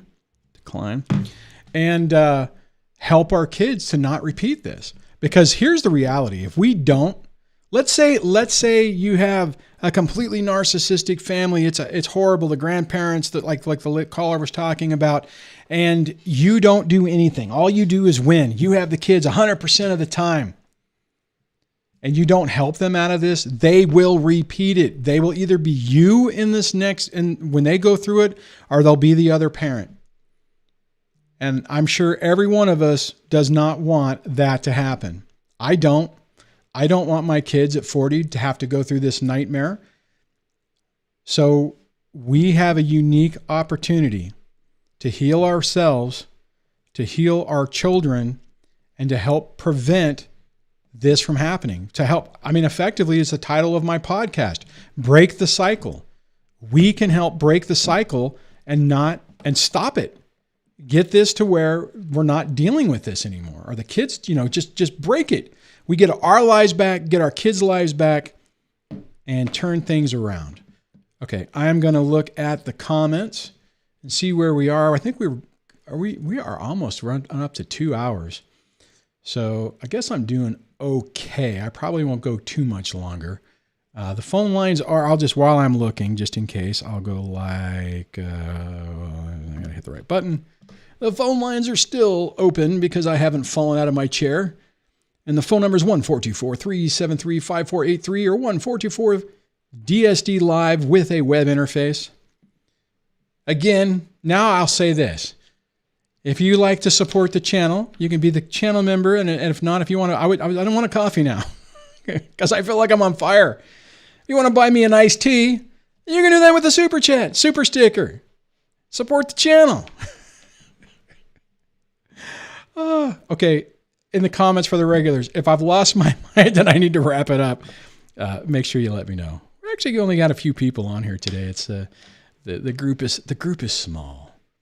While I'm looking around, I do want to ask this. What do you guys think about last week? I took the previous live stream and I cut a little chunks out of it. Do people like that? They didn't get as many views as they normally did. The live stream actually did okay. I got like 1,100 views on it. And the individual topics I didn't break 1,000. But I'm curious if you guys like that, if that is a working thing. And actually, what I want to say right now, because the last caller brought it up, and I want to bring this up. Let me go to YouTube. And if you go scroll down on the video descriptions, you'll see, actually, I'm going to do this so you guys can see the crazy stuff that I'm currently watching. If you look for Duane Robert, this is my other channel, my tiny little 558 subscriber channel. It's a camping channel, has nothing to do with this topic that's on this channel. There is no discussion about parenting. There's no discussion about dealing with the emotional trauma. It's all about getting out, camping, exploring, kind of like little vlog things. So if you want to see me and Debbie sometimes and my youngest sometimes in different environments, check this channel out. Subscribe to it. Hit the bell. Hopefully at some point I can get to the point where I'm getting not 100 views on a video. So, but that's what the other caller was talking about. That's the other channel. So thank you so much on that. Let me look at the comments before there is one more caller on line 6. I will check that in a moment.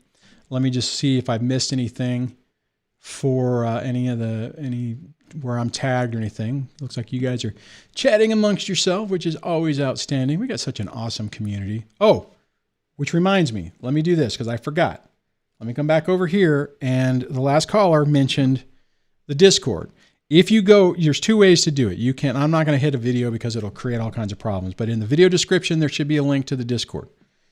If you just go to the main YouTube channel, the DSD channel page, this one right here, which I need to fix this because I've not been able to do live streams anymore in the morning, but you'll have a link to the website. You'll have a link to PayPal if you want to just support the channel financially, and an invite link to the Discord. You click that. If you don't have Discord, it'll take you to the website and help you create an account. You can either do it, you can either access it via a web interface, or you can access it via an app on your phone or your computer, Windows and PC. Once you're connected, you don't have to hit that link anymore. If you do, it'll just keep creating new, it'll prompt you for creating new instances on the server. But if you get into it, send me, once it pops in the general thing that you can only see, there'll be one for rules. There'll be one for general, which is public. So please don't put any private information in there. And it should prompt you to say DM me, just DM DSD Duane. Once you do that and say, hey, I found you on YouTube and I really want to be part of this community and I'm not a troll, I'll let you in.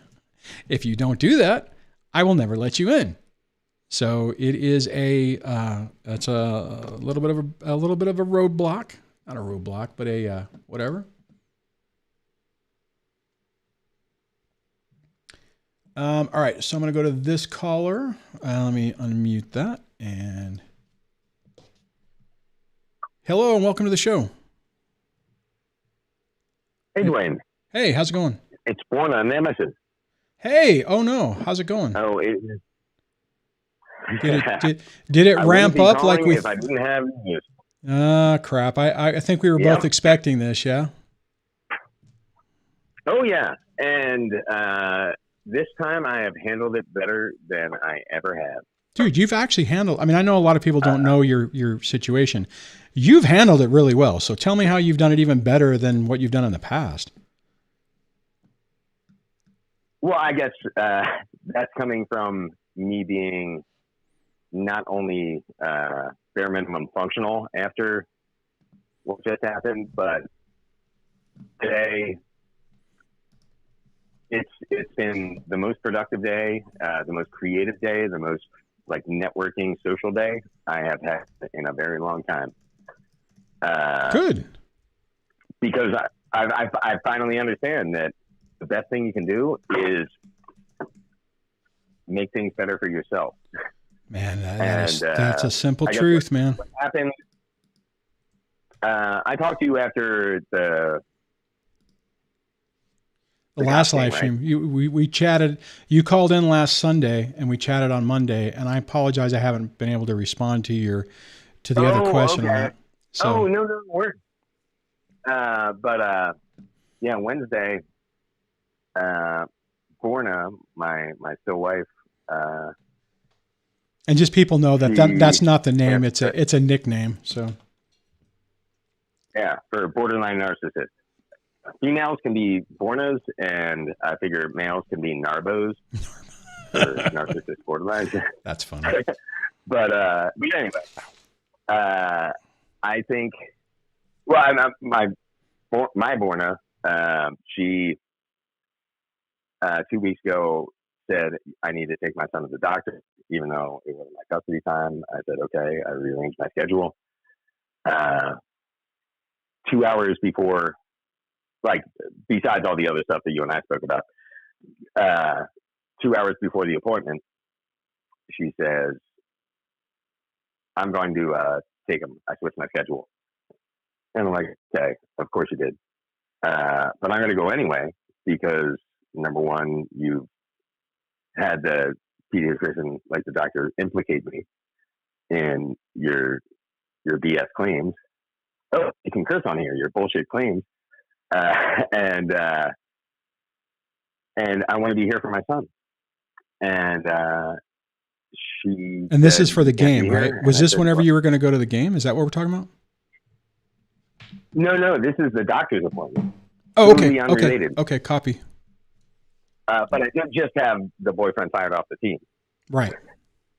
And that's why I knew she was going to have things up. And since the allegations last year of that she made, which were unsubstantiated, that I was sexually abusing my children,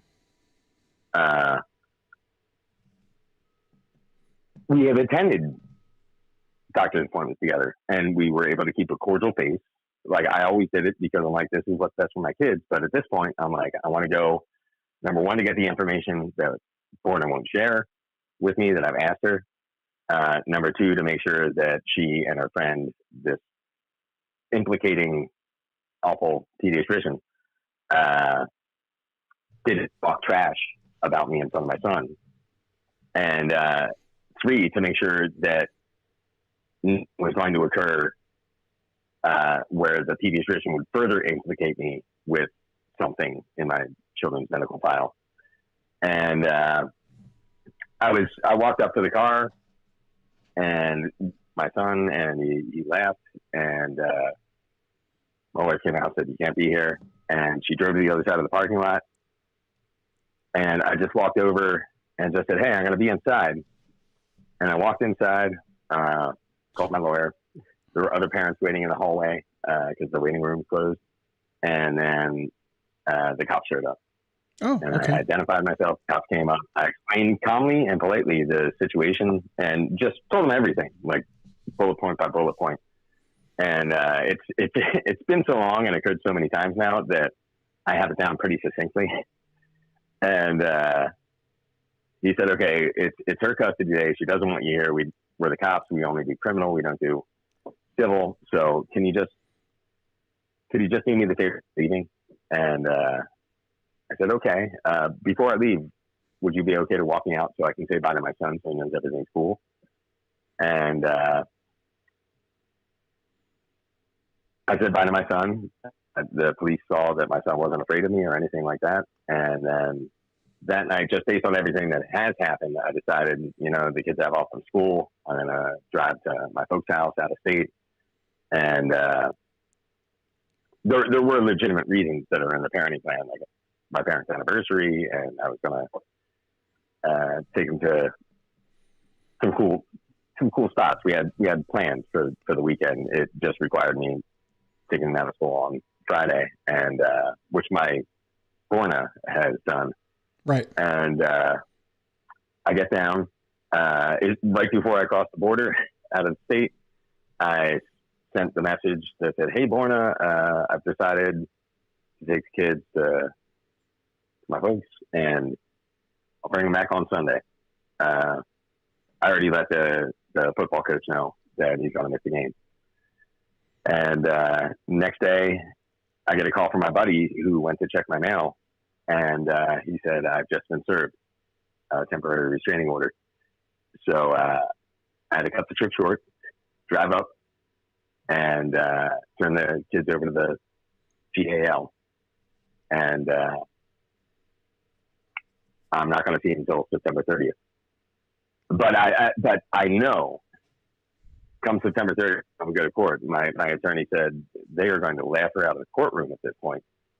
And I am going to really lay into them. And I am, from experience, yeah, I know I've been on the level, and when I get to court, I'm going to get my kids back. And my attorney told me, we are going to get all your days back. So for however long you want them, like in whatever increments, that's what we're going to get. Good. Because we have the evidence and we have demonstrated patterns.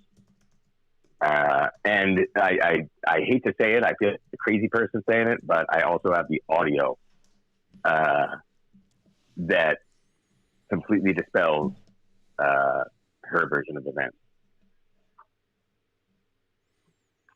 Man, I know when we spoke the other day, we knew this was, actually, be honest, I'll tell you, I'm a little surprised because this is in response to you showing up more than likely to the doctor's appointment. Right. But I mean, there was something going to happen anyways. You already said that you could tell the change with your kid's demeanor, that something was afoot. Yeah. I have recognized the pattern, and now I know.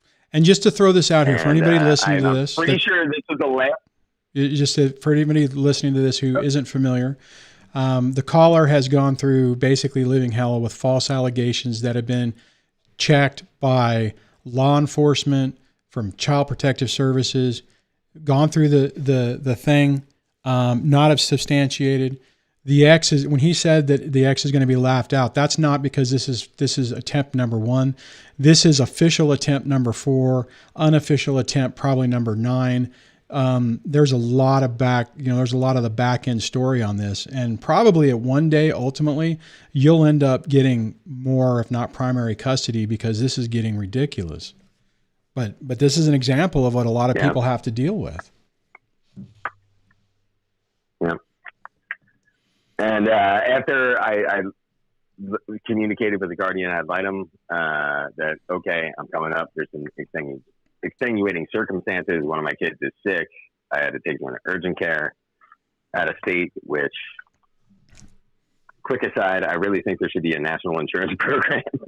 But so I dropped almost $300 cash for one visit, and then we had to drive up. But since I didn't drive up the same day that my buddy was served,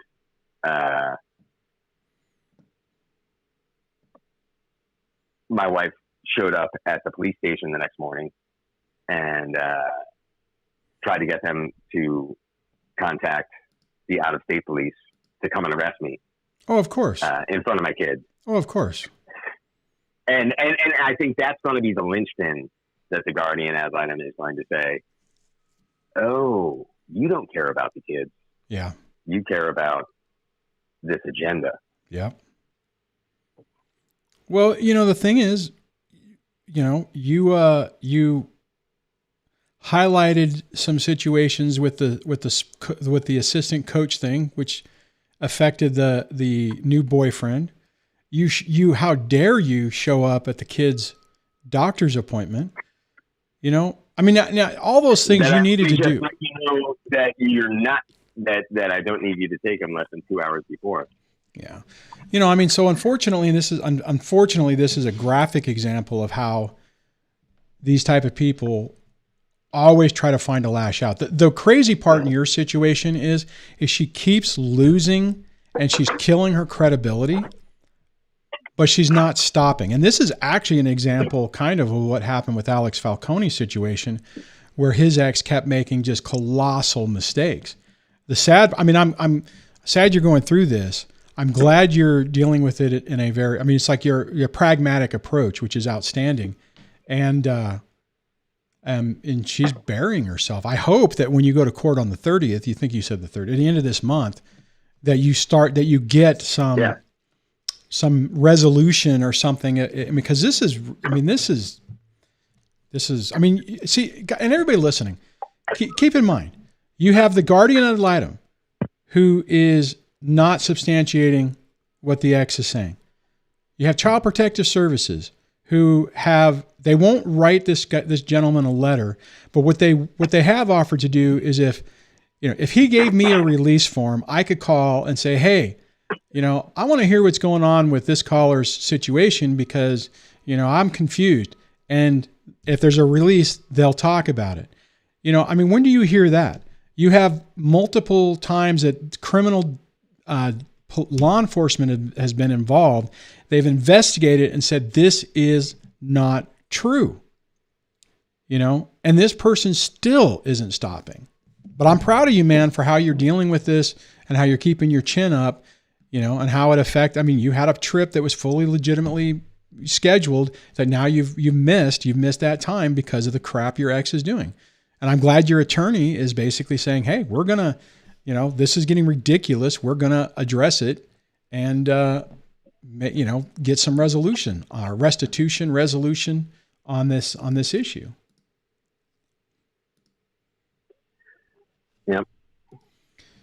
Oh man. But my goodness, I cannot underscore enough how sanity bringing simply, and everybody out there, I know it's a huge pain in the ass and it is emotional torture to document and like just for the sole purpose of trying to recognize those patterns. Yeah. And as soon as I recognize a pattern, like I told you before, some of your listeners might remember, I recognized a pattern when after the third DCF action, exchanges were beautiful for about 3 months. And then one day I opened the door and my son was cowering behind his mother. Yep. And I'm like, oh shit, he's my canary in the coal mine. Yep. And it fucking sucks that my awesome rock star son is a canary in a coal mine, but at least I was able to recognize the patterns that got me off antidepressants. And even though I can't see my kids for the next 2 weeks, seriously, this has lit such a productive fire under my ass that I'm like, oh man, I've been wallowing. And like today's the first day that I'm like, oh, I have done enough homework. I've done enough documentation. I've recognized the patterns and I can use this as fuel instead of. Yeah, exactly. You're right. Just something that brings me down. Yep. No, man. So, and I got to say, Duane, every time I talk to you, like you're the goddamn man and you're such an inspiration and thank you. Because I don't know where I'd be if I didn't find your channel. Because most of the channels out there are by women. I love women. I respect them. I got what they were saying, but it didn't speak to me. And you speak to me. Yeah. No, thanks. I appreciate you saying that, man. And thanks for the update. Sorry you're going through it, but your head's on right. And I'll keep my fingers. I think all of us need to keep our fingers crossed for you that when you finally end up back in court on this latest temporary restraining order, they finally start holding her accountable. Hopefully this will be the catalyst for some serious change. We shall see. So thanks for calling, man. Appreciate it. So, guys, and I'm going to wrap this up because we're like over 2 hours now. Excuse me. Oh, let me hit the right button. and I know it's like a mantra that's been going on in this video from the beginning. You know, perseverance, staying the course, not taking the bait. Like the original thing I discussed on this was a gentleman who wasn't seeing his kids and was going to basically potentially violate a court order to force the issue. You have to be very cautious on how you interact with this. And if you do it correctly, like this gentleman that we were just talking to, you'll prevail. The problem is you have to have your game face on. You can't make mistakes. You have to be, you can't get angry. You can't get frustrated, or you can't show frustration. If you're angry and frustrated, do coaching with me, or find a friend to talk to, or find another safer source to deal with that, because you doing it and lashing out at the ex will blow up in your face every time. And I think this last caller is an example of how people can deal with this situation. And, he's still going through it. I mean, don't get me wrong. I mean, we're not talking about, a situation where everything is just hunky-dory. It's not. It's very frustrating. It's very demoralizing. But, you gotta, it's the war, not the battle. Okay? So, all right. Let me double check the comments real quick to see if I missed anything. I did turn off the phone calls, so we're going to wrap things up. And let's see if there's any comments basically with the last caller. I do have, while we're doing this, I did turn on a poll asking if you like me pulling out sections of this video and making standalone little videos. So I'll take that into account and decide how to move forward. On that, let's see here. It looks like somebody was asking a question. So here's the thing: if you had a question you weren't able to deal with it on the show by calling in, you can do one of three things. You could send me an email asking a question that I could potentially make a video on. You could go to my website, dadssurvivingdivorce.com, scroll down, and there's a button right here to send a voicemail. You can only, or a button here to do that. That'll give you the ability to leave a 1 minute, 1.5 minute, if I remember correctly, audio thing. If you want me to use it as a video source or for a topic, just make sure you don't, don't provide any information to de-anonymize yourself and ask your question there. Or you could actually use the phone number, the 424-373-5483, if I remember that right. I just did that off the top of my head. 5483, yes. There will be an opportunity to leave a voicemail to where you could also do it that way. So on that, everybody, I really appreciate you hanging out with me. I'm actually surprised that I was able to do 2.5 hours and not completely peter out. So I am starting to get a little tired, and I am having a little bit of congestion in my chest. But I think I might be okay on Monday. Kind of keeping my fingers crossed. Quarantine over. Have a big briefing I have to give on Monday. Not super looking forward to that. But on that, what I will say is thank you so much for the channel members who so graciously hit the button, hit join, and help keep the lights on and have access to all those cool features. Thank you so much. It really means a lot to me. On that, don't allow these people to ruin your life. Don't let them do it. You can take it back. On that, I'll catch you guys on the next video. Take care.